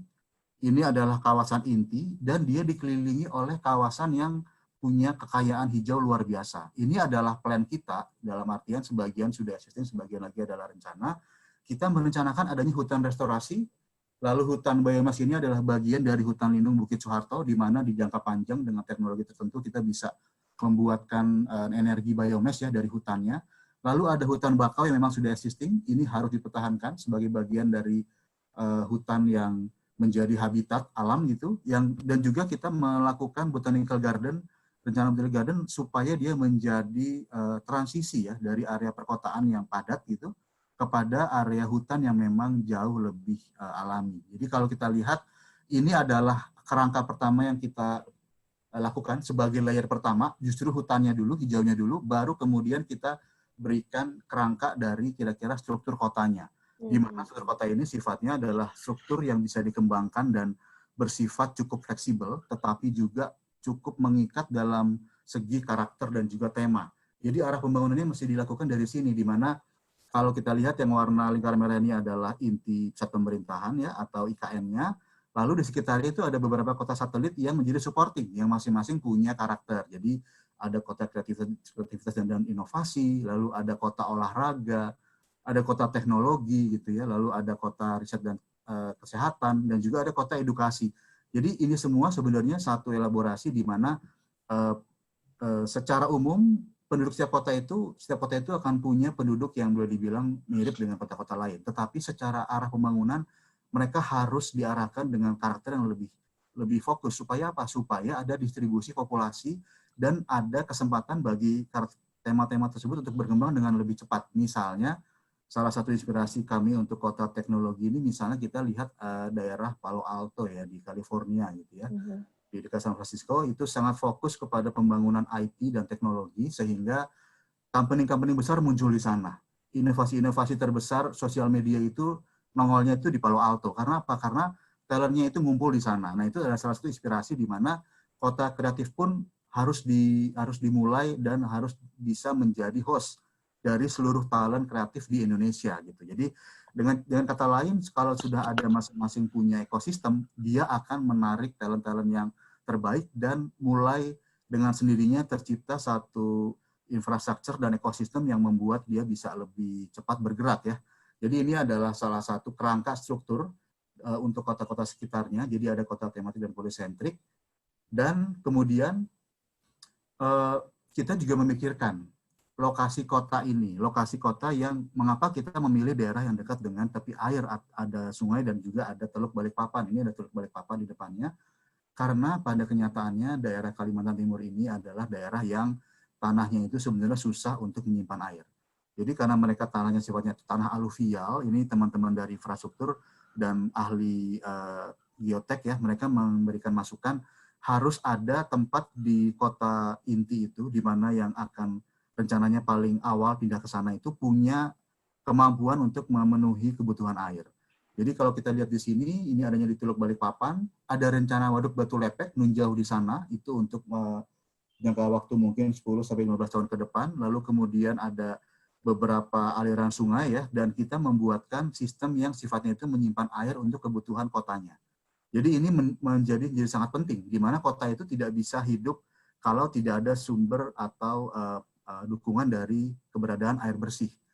Nah, itulah mengapa kita melakukan ada banyak proteksi ya, mangrove ini kita proteksi sebagai bagian dari proteksi terhadap pinggiran air. Lalu semua sungai-sungai yang menuju ke hulu ini kita jadikan sebagai bagian dari long storage, artinya bisa disimpan untuk menjadi bagian dari penyediaan air bersih. Nah, disitulah kita terus melakukan iterasi lebih lanjut. Kemudian ini adalah beberapa kerangka urban design yang memang seringkali dilakukan oleh para praktisi ya, termasuk teman-teman di sini. Jadi ada aksis ya, selalu ada sumbu yang menjadi gambaran dari struktur kota secara keseluruhan. Ada sumbu yang sifatnya itu adalah sumbu kebangsaan, akses kebangsaan.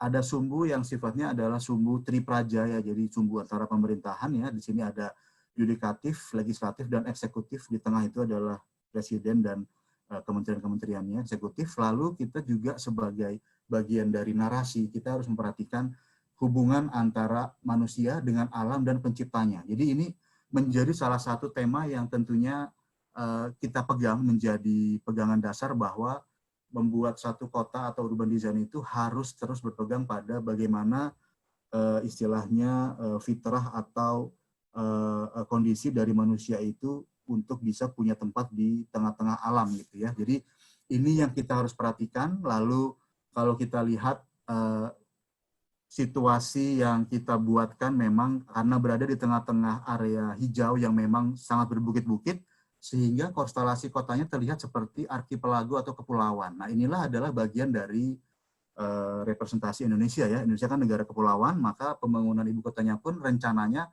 harusnya menjadi bagian perwakilan dari simbol kepulauan. Jadi banyak pulau-pulau nih. ada pulau-pulau yang isinya itu adalah daerah pemerintahan, lalu ada pulau-pulau yang isinya adalah daerah bisnis gitu ya.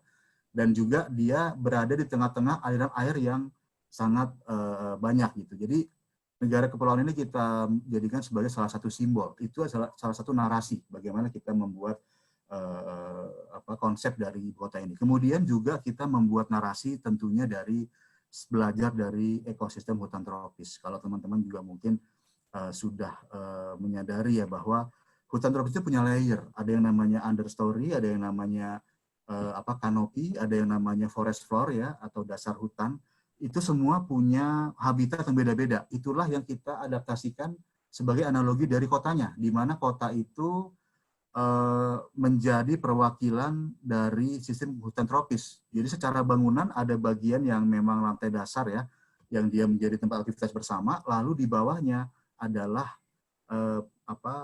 area untuk utilitas terpadu ya kotanya, melalui drainase, sumber energi, listrik, terus kabel-kabel segala macam itu adanya di bawah.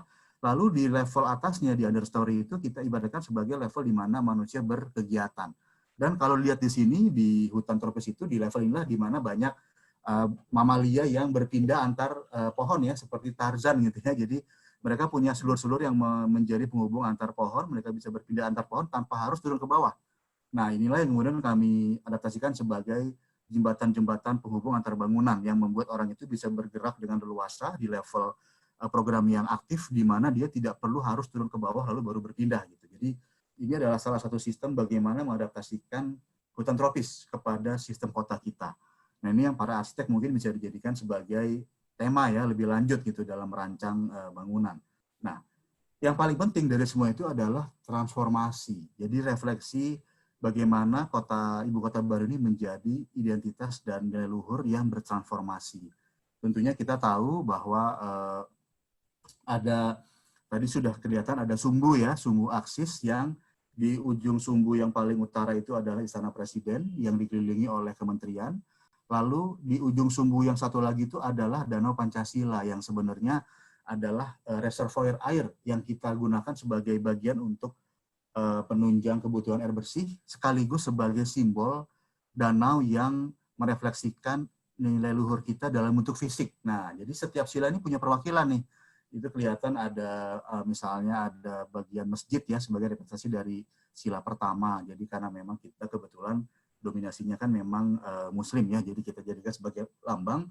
Dan di sekitarnya itu ada rumah-rumah ibadah lainnya. Jadi ini adalah simbol sila pertama.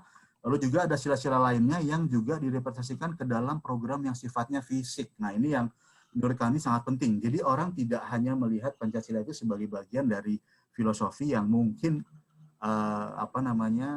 garudanya itu kelihatan di dalam ruang kantor atau ruang kelas sekolah gitu ya, tetapi juga terlihat secara nyata, jadi bisa menjadi pengingat secara terus-menerus. Lalu di tengah-tengah sini ada Plaza Bhinneka Tunggal Ika. Ini adalah bagian dari di mana satu plaza yang koridor yang ada diapit oleh bangunan-bangunan yang sifatnya itu mix ya antara office dengan perkantoran dan komersial. Itu ada plaza yang diberikan totem atau berupa perlambang dari setiap provinsi.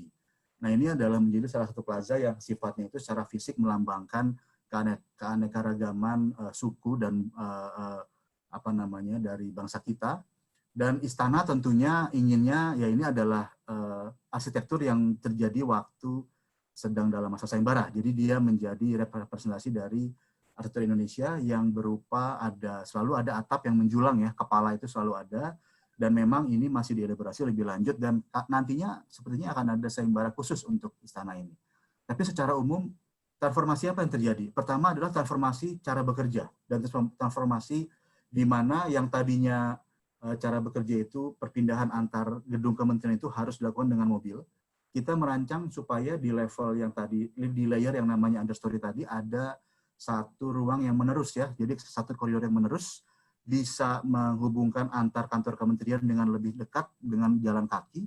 Dan inspirasinya memang kita ambil dari koridor-koridor yang ada di Palo Alto tadi ya, di mana semua ide itu bisa terjadi di dalam diskusi di ruang-ruang koridor ini. Nah, ini jadi menjadi sambungan, jadi ada banyak jembatan nih, kalau kelihatan warna kuning di sebelah kiri ini ilustrasinya, ini yang menghubungkan antar kementerian sehingga sirkulasi mereka lebih gampang, pertemuannya lebih mudah, tidak ada alasan terjebak macet dan segala macam, sekaligus koordinasinya juga mentransformasi pergerakan orang.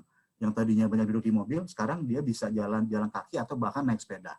Nah, transformasi inilah yang mendorong adanya satu transformasi cara hidup gitu, di mana transformasi kehidupan juga dalam bermukim kita mencoba untuk mengadaptasi bagaimana membuat permukiman yang boleh dibilang lebih sehat, dan di sini mulai kelihatan ya bahwa salah satu respon yang mungkin kita bisa lakukan ini mungkin terjadi jauh sebelum pandemi COVID ini berlangsung, tetapi pemikiran bahwa harus ada ruang-ruang terbuka yang sifatnya lebih besar untuk orang itu bisa bergerak, bersirkulasi, sekaligus beraktivitas, tetapi masih dalam lingkup atau proximity, kedekatan dengan tempat tinggalnya. Jadi ini adalah salah satu caranya di mana di lantai dasar bisa dijadikan sebagai bagian dari kegiatan umum yang sifatnya mix, seperti tadi Bu Ririn cerita ya di Hong Kong gitu ya.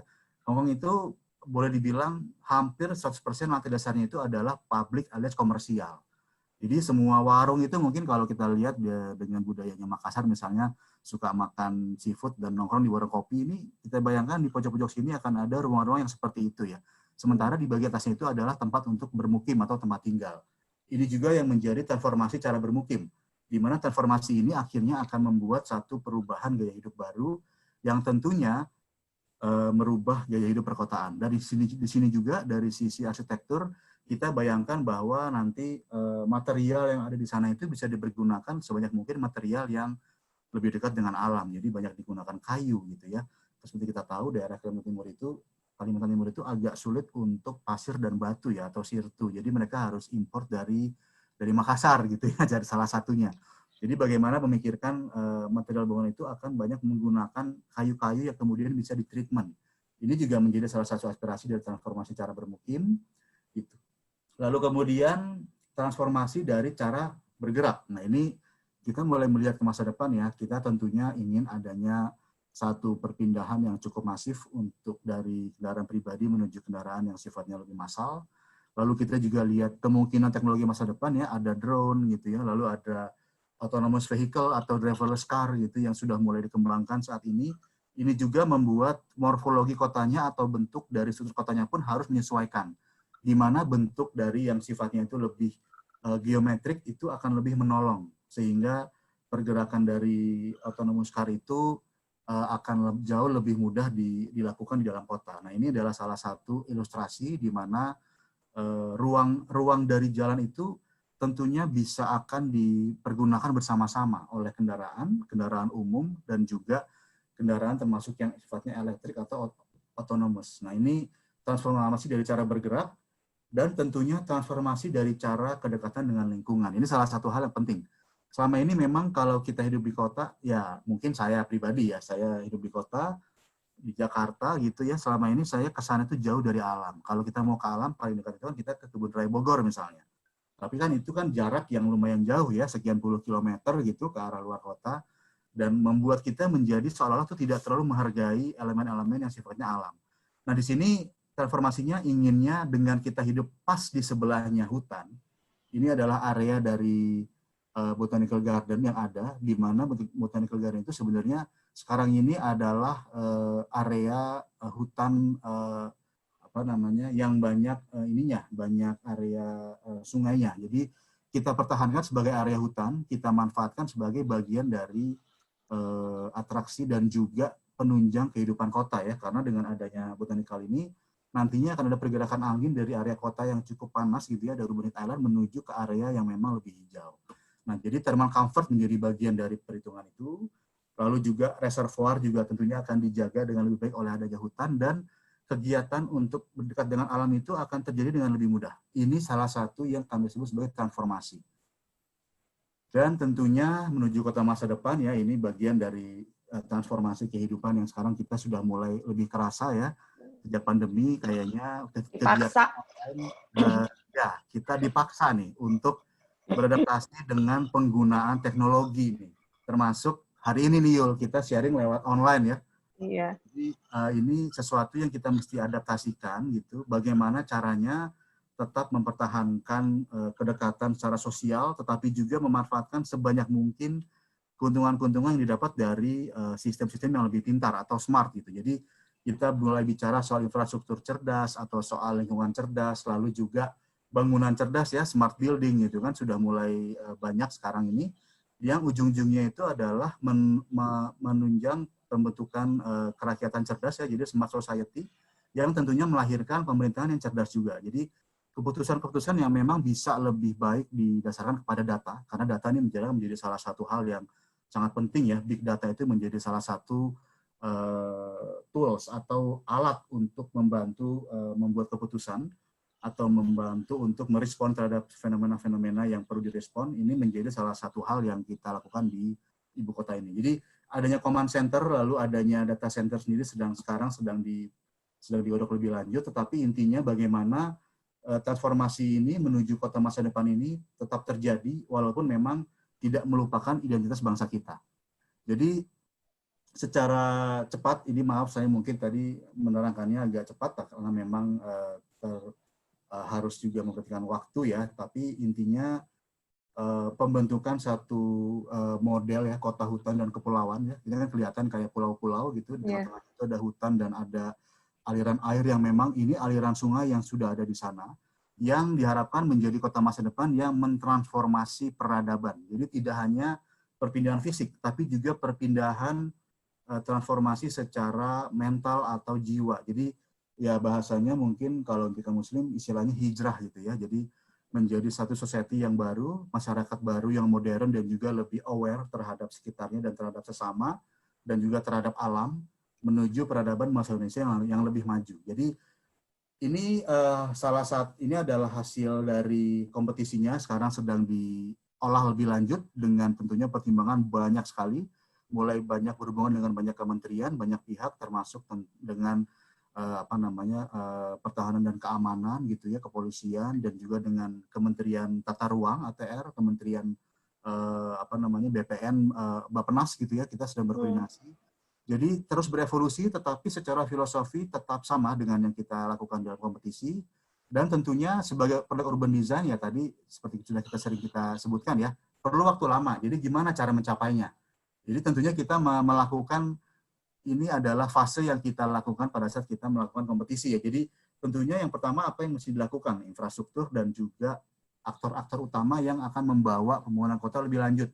Jadi infrastruktur antara kota Balikpapan dan kota Samarinda, juga ke Banjarmasin itu harus datang lebih dulu, dan juga inti pemerintahan yang nomor 5 itu adalah sebagian dari pemerintahan sudah harus ada di sana, sudah mulai harus meng-carry on pembangunan berikutnya, dan di tahap 15 tahun berikutnya kita harus sampai kepada pembangunan yang lebih banyak lagi. Jadi ini memang harus dilakukan secara bertahap, tidak bisa langsung. Nah, semua ini memang pergerakan pentahapan ini tentunya akan didasarkan pada yang namanya rencana pembangunan dan juga rencana umum tata ruang ya. Ini semua yang diharapkan akan menjadi masukan kepada ATR.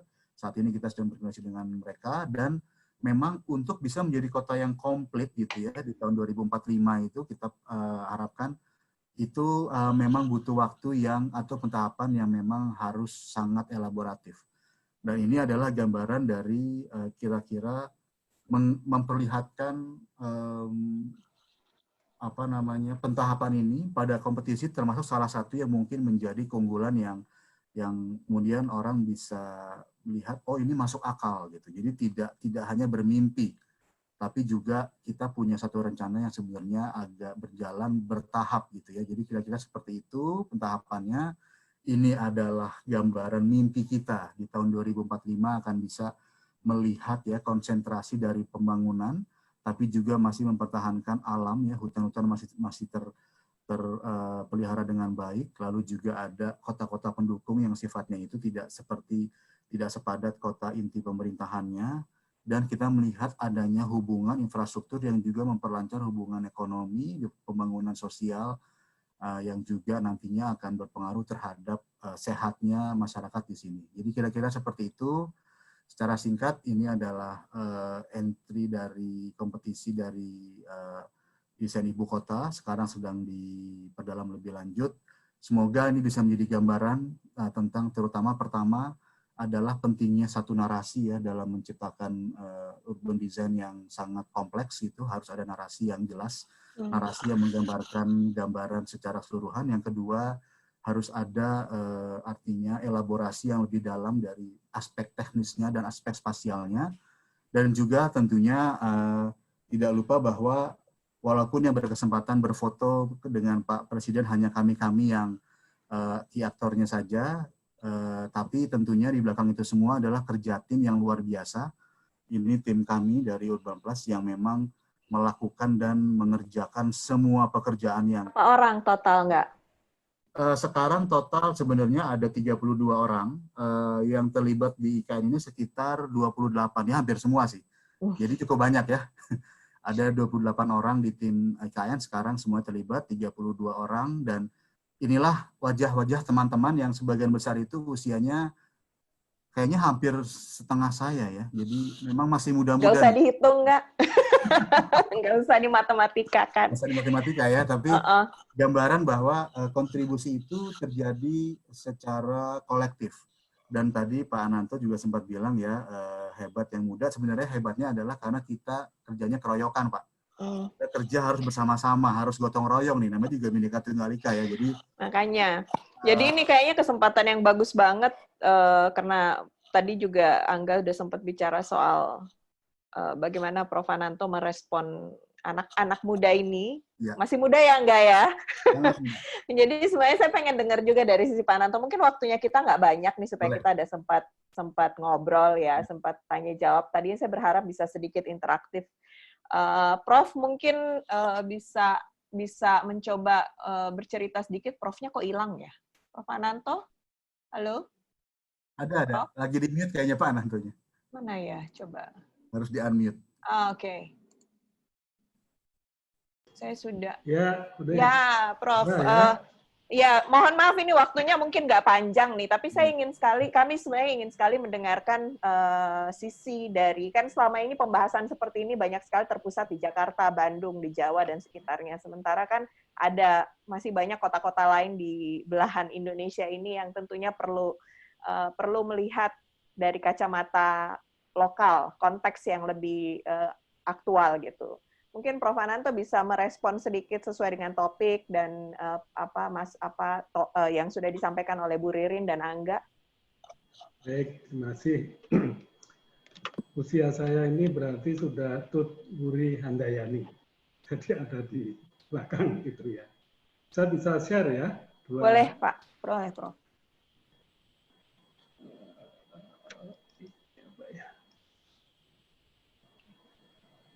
Kelihatan? Silakan, Prof. Sudah kelihatan? Udah, Prof. Udah ya. Nah, ini Makassar seperti kota-kota besar yang lain, saya kira ide-ide tadi banyak sekali yang bisa dilakukan di mana-mana, terutama mungkin di Makassar. Bagaimana dulu saya datang ke Makassar itu 1977 Januari, sampai sekarang tugas di Makassar. Ya, sekali-sekali belajar keluar. Nah, ini sifat kemanusiaan, manusiawinya Kota Makassar itu memang semakin lama semakin berkurang. Terutama dalam bidang transportasi itu lebih mementingkan kendaraan, terutama kendaraan bermotor. Nah, ini kalau kita melihat Kota Makassar, bagaimana kita mencoba mengembalikan sifat-sifat manusiawi kota ini itu ke desain-desain urban design ya yang ada gitu ya. Nah, ini adalah struktur ruang dari rencana tata ruang wilayah Kota Makassar. Ini ada yang warna pink ini adalah reklamasi baru, cukup luas ya, sekitar 2.000 hektar. Ada kawasan bisnis terpadu. Nah, yang saya lebih soroti adalah di sini. Ini adalah kota lama yang juga sampai sekarang tetap menjadi pusat kota gitu ya. Karena ada balai kota juga di sini. Yang sangat spesifik Makassar adalah karena pusat kotanya ini sampai sekarang juga ramai, itu adalah sunset. Jadi kenapa dulu Belanda mengembangkan pemerintahannya mulai dari benteng Rotterdam, karena ada pelabuhan di sini yang waktu itu belum ada pelabuhan, tapi sangat potensial untuk dikembangkan jadi pelabuhan. Tadinya ada sekitar 11 benteng, yang lain bentengnya dihancurkan. Port Rotterdam saja yang dimanfaatkan untuk pemerintahan Belanda. Nah, disitulah banyak bangunan-bangunan heritage, baik kolonial Belanda atau juga bangunan-bangunan Chinese, ada Melayu gitu ya, di kota lama yang namanya Vlaardingen. Nah, di sini coba saya, nah ini bagaimana sunset di Kota Makassar yang sangat menarik untuk berkegiatan di situ. Dulu terkenal di Pantai Losari itu adalah restoran terpanjang sedunia, ya, sekitar 800 meter berjajar pedagang kaki lima. Pada saat mulai jam 4 sampai jam 2, kemudian pagi-pagi sudah bersih lagi karena mereka kembali ke tempat masing-masing. Nah, ini yang saya pikirkan adalah bagaimana Kota Makassar bisa mengembalikan setidaknya di wilayah di sini. Itu sangat ramai sampai saat ini bagi pejalan kaki. Ini yang bulatan besar di sebelah kanan. Ini adalah masjid terbesar di mana ya, di Sulawesi atau di Asia, Sulawesi ya, Masjid Al-Markas Al-Islami, kemudian ada Masjid Raya. Nah, ini koridor ini kalau menjadi suatu kawasan religi Islami, maka berbagai hal kegiatan maupun toko-toko kuliner yang sifatnya Islami kemudian bisa dikumpulkan di sini. Kebetulan ini ada jalur jalan juga, jalur jalan arteri yang menuju ke provinsi yang lain. Sekarang dibantu dengan jalan tol yang ada di sebelah utara. Kemudian kalau jalan lagi ke tengah ini yang hijau besar, ini adalah lapangan kota atau lapangan Karibusi. Di sekitarnya banyak bangunan-bangunan kolonial, termasuk ada gereja katedral, ada benteng ya, Fort Rotterdam, kemudian ada sekarang masih balai kota atau kantor wali kota. Sebelah utara adalah Vlaardingen, kampung Vlaardingen. Ini masih banyak peninggalan-peninggalan heritage, bangunan-bangunan Chinese, Melayu, Arab juga sebagian. Kemudian di sebelah sini ini tempat belanja, souvenir, emas, kemudian souvenir-souvenir ciri khas Makassar, namanya Jalan Sumbauku. Kemudian ini adalah promenade Losari, yang sebelum ada reklamasi besar-besaran ini, itu sangat bebas memandang sunset yang sangat cantik. Sehingga di sini sangat ramai. Hotel-hotel dibangun, pedagang-pedagang kaki lima terutama banyak sekali di sini ya. Hanya sekarang sudah mulai dibangun yang lebih bagus, yaitu Anjungan Losari. Nah, pemikiran saya adalah saat ini lalu lintas ini di sini masih ramai dan tambah ramai, lalu lintas kendaraan umum. Jalan kaki jadi sangat susah karena infrastruktur yang terbangun lebih mementingkan kendaraan dibanding pejalan kaki atau pengendara sepeda. Tadi ada yang dijelaskan Ibu Ririn, Pak Angga, bagaimana Hong Kong mempunyai skywalk, Bandung juga punya yang plus skywalk juga. Nah, ini juga bisa karena ini jalannya ramai. Bisa juga di atasnya dibangunkan skywalk sehingga Makassar bisa punya level atas untuk para pedestrian, sehingga jalur pedestrian ke atas bagian ya, sehingga orang bisa dimanusiakan, dilayani secara seperti manusia, tidak harus susah sekarang nyebrang jalan, tidak harus menghirup udara pengap, udara polusi dari kendaraan bermotor. Kemudian ini ada Pulau Lailai. Pulau Lailai itu sebelah barat dan ada juga semacam tanggul gitu ya, pemecah gelombang untuk pelabuhan. Nah, kalau di sini dijadikan tempat baru untuk menikmati sunset. Karena naik perahu di sini, perahu rakyat sekarang ada dari Lailai ke Anjungan Losari, itu hanya 5-10 menit. Sehingga kalau kita kembangkan juga di sini, terutama bisa juga mengembangkan perekonomian rakyat Pulau Lailai. Mereka nanti yang bisa melakukan kegiatan utama seperti kuliner jimbaran di Bali sambil melihat sunset. Karena pada saat pagi hari di sini juga banyak komunitas masyarakat Makassar yang suka berendam di air laut. Itu bisa melihat sunrise di pagi hari, bisa kuliner di sini, kemudian pada sore hari itu bisa menjadi suatu semacam anjungan untuk bisa melihat sunset. Nah, ini kemungkinan kalau ini bisa dikembangkan adalah suatu ruang yang dapat mengembalikan Makassar mulai dari sini menjadi Makassar kota yang lebih manusiawi.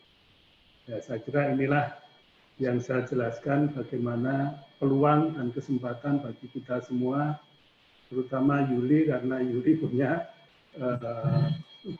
studio di sini, bisa punya kegiatan-kegiatan. Yang untuk Lailai saya harapkan kalau mengembangkan di sini adalah participatory planning, karena di sini masyarakat Lailai juga cukup banyak sebagai nelayan, sehingga bisa menjadi kuliner seafood di sini.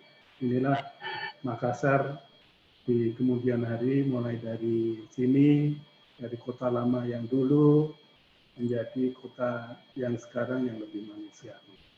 Saya kira sekian, Yuli. Makasih Pak Prof. Jadi sebenarnya ini kayak merespon juga sih, udah ada pertanyaan dari Mbak Cici.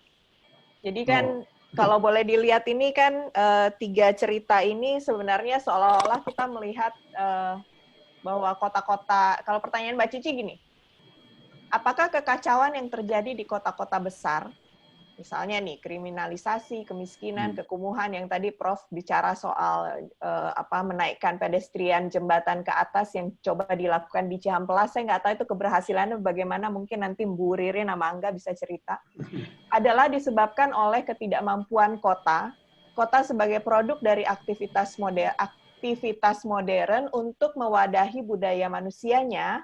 Apa yang sebenarnya menjadi dasar dari budaya perkotaan di Indonesia ya? Apakah sebenarnya mungkin terjadi karena adanya intervensi kekuatan besar, ekonomi, duplikasi kota-kota lain yang lebih membentuk kota-kota di Indonesia? Wah, ini spesifik. Pertanyaan minta buat Mbak Ririn. Bu Ririn, silahkan Bu Ririn. Ini saya tutup ya. Silahkan Pak.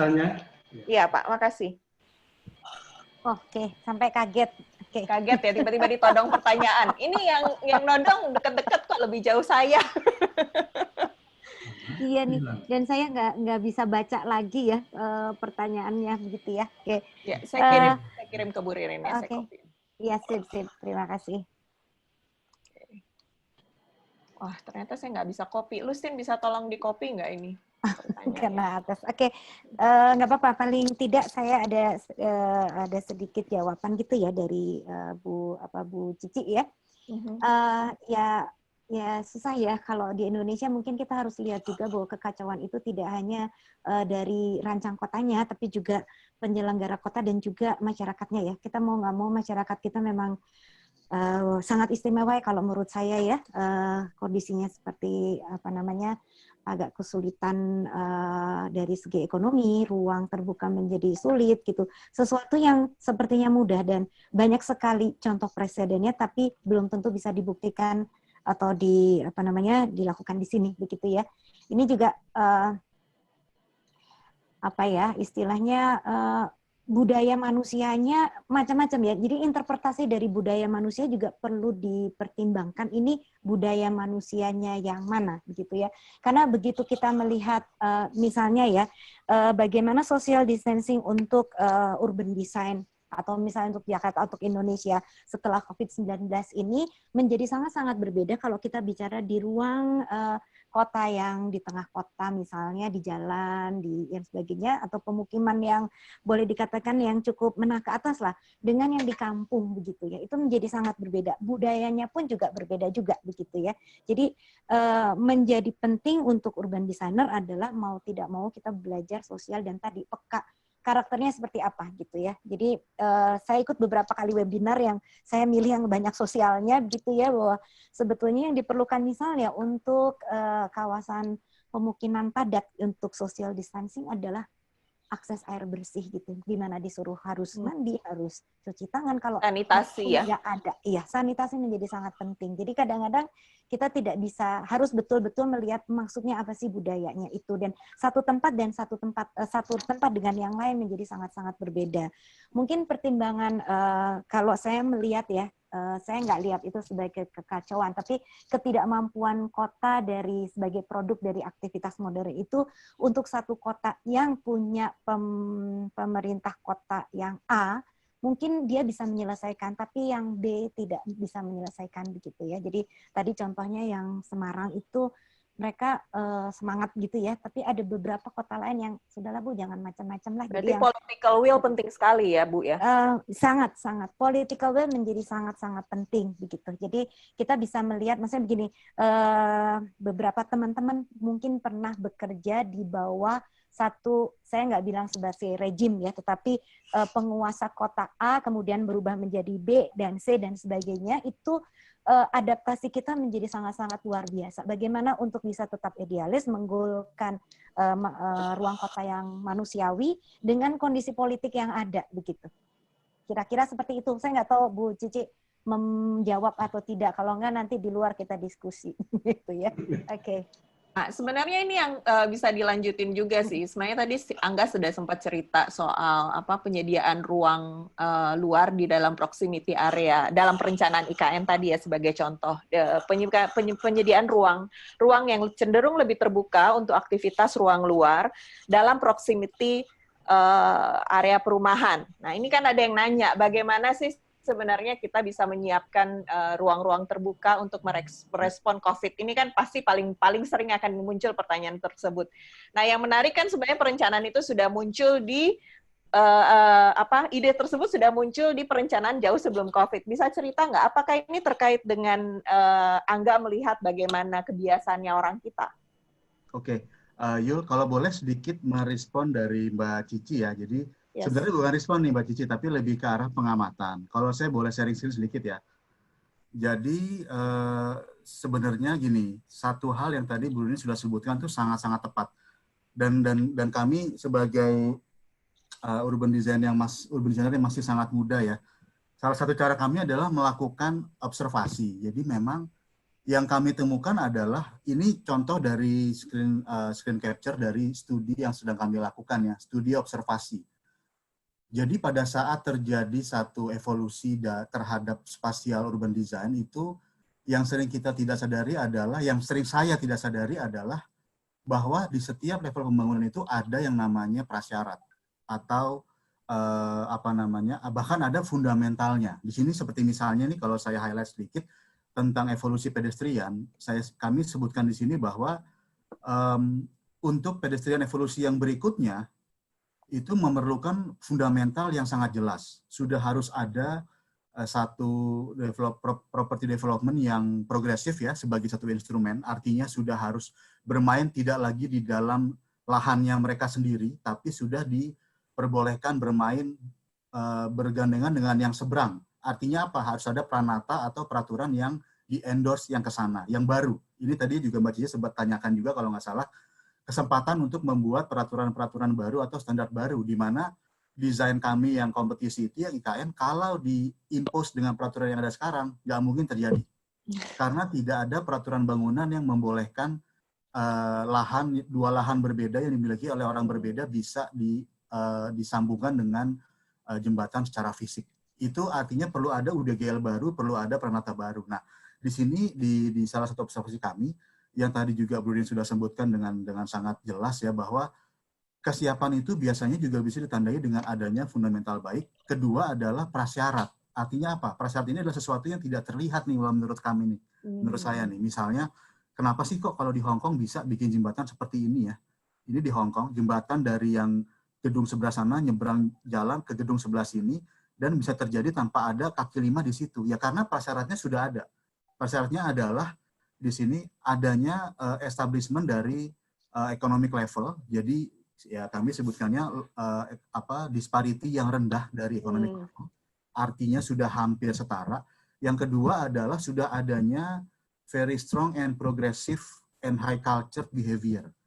Nah, ini adalah prasyarat. Tidak bisa dilihat secara fisik, tetapi kita bisa menebak nih dengan studi-studi yang mungkin pasti banyak dilakukan oleh Mbak Tita dan juga Bu Ririn nih. Kelihatan kok orang Indonesia itu bisanya itu merespon ruang seperti apa. Nah, itu yang memang penting untuk diingat sebelum kita mendesain fisik. Jadi pada saat desain fisik nih, ya hal-hal yang sifatnya kita lihat di luar negeri tadi nggak mungkin tuh, belum tentu bisa terjadi di Indonesia. Tentu bisa betul. Betul. Jadi itu yang mungkin bisa menjadi salah satu ini ya gambaran buat artinya gini.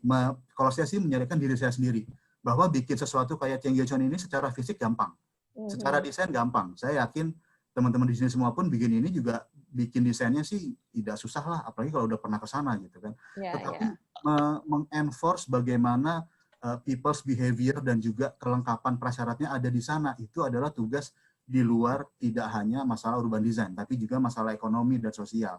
Jadi ini yang mungkin sebelum kita merespon ke yang tadi Yul, ke pertanyaannya adalah tadi kesiapan ya, ruang-ruang yang memang kita bayangkan gitu ya. Yeah. Yang selama ini mungkin ya artinya apa yang menjadi bagian dari desain kami adalah, apalagi ini kompetisi ya. Kompetisi ini kan sesuatu yang sifatnya lumayan bebas dan belum terkekang istilahnya oleh banyak peraturan yang kadang-kadang ya, ini maaf ya Bu Ririn ya, saya mungkin agak terlalu ceplos tapi kayaknya nggak masuk akal gitu. Banyak peraturan-peraturan yang mungkin Kenapa minta maafnya ke Bu Ririn? Nah, karena Bu Ririn sebagai dosen pasti banyak sering ngasih kuliah tentang peraturan. Oke, lanjut. Jadi, nah ini misalnya nih ya, kalau jadi kita bicarakan tentang bagaimana membuat satu ruang kolektif yang pertama bisa diakses secara umum, kedua harus bisa di-maintain secara umum, dipelihara secara umum, jadi menjadi kewajiban bersama. Ketiga, dia menjadi ekstensi dari ruang-ruang privat. Secara peraturan ini sulit. Terus terang mewujudkan gambar ini yang sebelah kanan nih di dalam desain ibu kota itu tidak mudah tanpa adanya satu panduan atau urban design guidelines atau panduan rancang kota yang baru yang tentunya harus bisa berlaku secara di sini mungkin secara khusus terhadap kawasan ini supaya kebutuhan untuk ruang-ruang yang lebih fleksibel ini terutama tentunya karena pada saat pandemi ini kebetulan saya tinggal di apartemen ya, jadi saya baru bisa merasakan pentingnya adanya assembly hall atau ruang bersama di dalam satu kompleks apartemen, di mana orang itu butuh keluar dari unitnya yang kecil gitu ya, apalagi kalau tinggalnya satu keluarga gitu, sumpek gitu, dan bisa keluar jalan-jalan, menghirup udara bebas, dan tetap punya jarak. Nah, ini yang menurut saya ruang-ruangnya tidak akan berubah seperti tadi kata Bu Ririn, tetapi cara penggunaan aktivitas dan protokolnya yang berubah, protokolnya yang harus dirubah. Kalau dulu mungkin orang menggunakan ruang umum itu selalu merasa bahwa ada yang bersihin kok, nanti ada dinas kebersihan yang nyapu-nyapu, saya buang sampah sembarangan aja gitu ya. Itu kan artinya ada prasyarat yang belum dimiliki oleh kebanyakan orang Indonesia. Jadi kalau kita lihat taman-taman di Indonesia, misalnya saya sering nongkrong di Taman Menteng, karena saya sering ya maksudnya mau lihat kegiatan orang luar, tapi kalau dilihat variasi kegiatan di sana itu belum sejalan dengan kesadaran memelihara tempatnya. Nah ini yang menurut kami harus bisa mulai dilakukan satu test case ya, kita desain, kita rancang, dan kalau bisa diwujudkan. Seperti juga yang teman-teman PSUD sudah wujudkan yang di Taman Tepi Barat Duku Atas ya, itu kan didesain untuk menjadi ruang bersama. Nah artinya pada saat dia sudah dibangun dan diwujudkan, dan memang kebutuhannya sudah seperti itu ya, ada ruang bersama yang harus tetap fleksibel dan cukup luas supaya orang bisa punya jarak gitu, itu juga harus dibarengi dengan semacam natural surveillance supaya orang-orang itu mau merawat. Nah, ini sebenarnya salah satu inti dari transformasi tadi. Jadi yang tadi Mbak Cici juga sebutkan, bisa nggak sih ini menjadi salah satu contoh transformasi? Menurut saya sangat bisa. Karena apa? Karena dia sifatnya khusus, kepentingannya itu nasional, dan dimungkinkan untuk dibuatkan peraturan-peraturan khusus. Yang mana pada saat kami mendesain ini semua, kami masih merujuk kepada peraturan yang generalnya, tetapi memang belum ditabrakkan secara spesifik terhadap RUTR, RTRW, RDTR dan lain-lain. Jadi itu adalah satu langkah yang sekarang sedang berlangsung dan memang tidak nyaman ya, artinya tidak mudah gitu. Kebayang. Tetapi memang ya gitu ya, tetapi harus dilakukan karena memang itu adalah inti dari pergerakan transformasi tadi. Kalau kita nggak mau bertransformasi di ibu kota aja nggak mau, gimana di kota-kota lain gitu. Jadi kira-kira gitu Yul ya secara. Ya, betul. Ini sebenarnya pertanyaannya ada yang sempat bertanya bagaimana sih kalau misalnya bikin jembatan di atas statusnya bagaimana. Terus udah gitu ini isu yang sering sekali kita hadapi di Indonesia lah ya. Hal sederhana aja kayak misalnya dalam satu ROW jalan tuh siapa aja sih yang punya gitu loh, siapa aja sih yang bertanggung jawab gitu kan. Rasanya saya sempat posting di Facebook, orang benerin jalan, terus udah gitu giliran sambungan jalan selokan ke rumah itu dibiarin gitu. Terus akhirnya yang punya rumah harus bikin, tapi pas selokannya dibenerin, jembatannya dibongkar oleh yang punya jalan. Kan pusing kan jadinya. Nah, hal-hal semacam itu sebenarnya yang tidak terlihat, yang Angga tadi sebut dengan prasyarat. Bagaimana sih sebenarnya, saya nggak tahu nih, karena kan Bu Ririn sangat aktif dan Angga juga sangat aktif dengan bertemu dengan pemangku kebijakan untuk di level-level tertentu. Apakah RTRW kita, RDTR kita, dan perangkat-perangkat kebijakan yang ada saat ini, kebijakan perencanaan yang ada saat ini, cukup mumpuni untuk menciptakan ruang kota yang kita bicarakan saat ini? Ini pertanyaannya. Mungkin Bu Ririn dulu. Lebih baik Bu Ririn yang jawab. Oke, baik. Iya, ini pertanyaan yang gampang ditanyakan, sulit dijawab. Maaf ya, Bu, maaf Bu. Saya dimarahin, maaf Bu. Dan ini juga ranahnya mungkin justru Pak Ananto Yudono ya, dari latar belakang PWK yang punya wewenang begitu. Tapi begini, saya melihat, saya mencoba melihat beberapa proses pembentukan RTRW maupun RDTR begitu ya, atau juga di bawahnya PRK atau RTBL begitu istilah PU-nya begitu. Jadi saya melihat ada beberapa paradigma atau paham juga ya dalam planning itu dalam membentuk begitu. Jadi ada yang polanya adalah dia memutihkan apa yang ada, artinya kondisi yang di di lapangan seperti apa ya itu yang menjadi tata ruangnya begitu ya. Jadi artinya lebih mudah untuk dijalankan begitu. Tapi ada juga beberapa RDTR, terutama ya RDTR yang lebih ideal begitu ya, banyak hal itu ditetapkan tapi sulit sekali untuk dilakukan gitu ya. Kemudian juga akhirnya harus beradaptasi, beberapa revisi-revisi. Demikian juga dengan panduan rancang kota atau UDKL begitu ya, itu berkali revisi. Kalau saya melihat adalah, saya lupa ya, tapi ada 7 kriteria peraturan yang baik itu adalah salah satunya memang dia harus cukup idealis, tapi mudah diadaptasi. Itu mungkin ya yang mudah diadaptasi. Antara mudah diadaptasikan atau diterapkan dengan idealisme itu dua sisi yang sangat berkaitan ya. Satu ekstrim kanan, satu ekstrim kiri. Saya tidak bisa menjelaskan, mungkin ya ada satu daerah yang punya RDTR atau RDTR yang dia mudah diterapkan tetapi bisa menjaga idealisme. Itu sangat tergantung. Maaf, pertanyaan maksudnya dijawab dengan sangat general karena memang ternyata peraturan itu harus kita tahu di belakangnya ada hidden agenda apa dan paradigma apa yang digunakan pada saat itu gitu ya. Kalau boleh saya melihat begitu adalah bahwa RDTR di Kota Bandung saat ini adalah sangat-sangat berorientasi pada pembangunan sehingga hampir semua diperbolehkan membangun di daerah bahkan pemugaran dengan KLB tinggi dengan tata guna lahan yang komersial gitu ya. Tapi ada di Jakarta yang misalnya Kebayoran Baru dan Menteng yang kebetulan saya paham begitu ya, itu tekanan ekonominya luar biasa besar, tetapi tetap RDTR-nya tidak memperbolehkan perubahan dari residensial menjadi non-residensial. Jadi ya ternyata peraturan itu punya jiwa juga gitu. Jadi kita harus menghayati juga. Oke, mungkin itu dulu ya. Oke, baik. Jadi sebenarnya itu saya harapkan bisa menjawab pertanyaan Bu Maria Endarwati dari ITN Malang. Pertanyaannya kurang lebih sama seperti tadi. Ririn, Angga, saya harus berterima kasih sekali untuk kesempatannya buat hari ini berbagi ilmu. Saya berharap sih bisa ini berkelanjutan ya ke depannya gitu loh. Kita bisa melakukan sesuatu yang lebih lah untuk kota-kotanya kita lah. Kita bisa membagi ilmu tuh lebih dari sekedar terpusat di kota-kota yang sudah sering melakukan diskusi semacam ini. Saya berharap sih ini bisa menjadi kick off buat kegiatan ini. Pak Nanto, saya juga ucapkan terima kasih untuk waktunya, Prof. Teman-teman semua yang sudah hadir, terima kasih.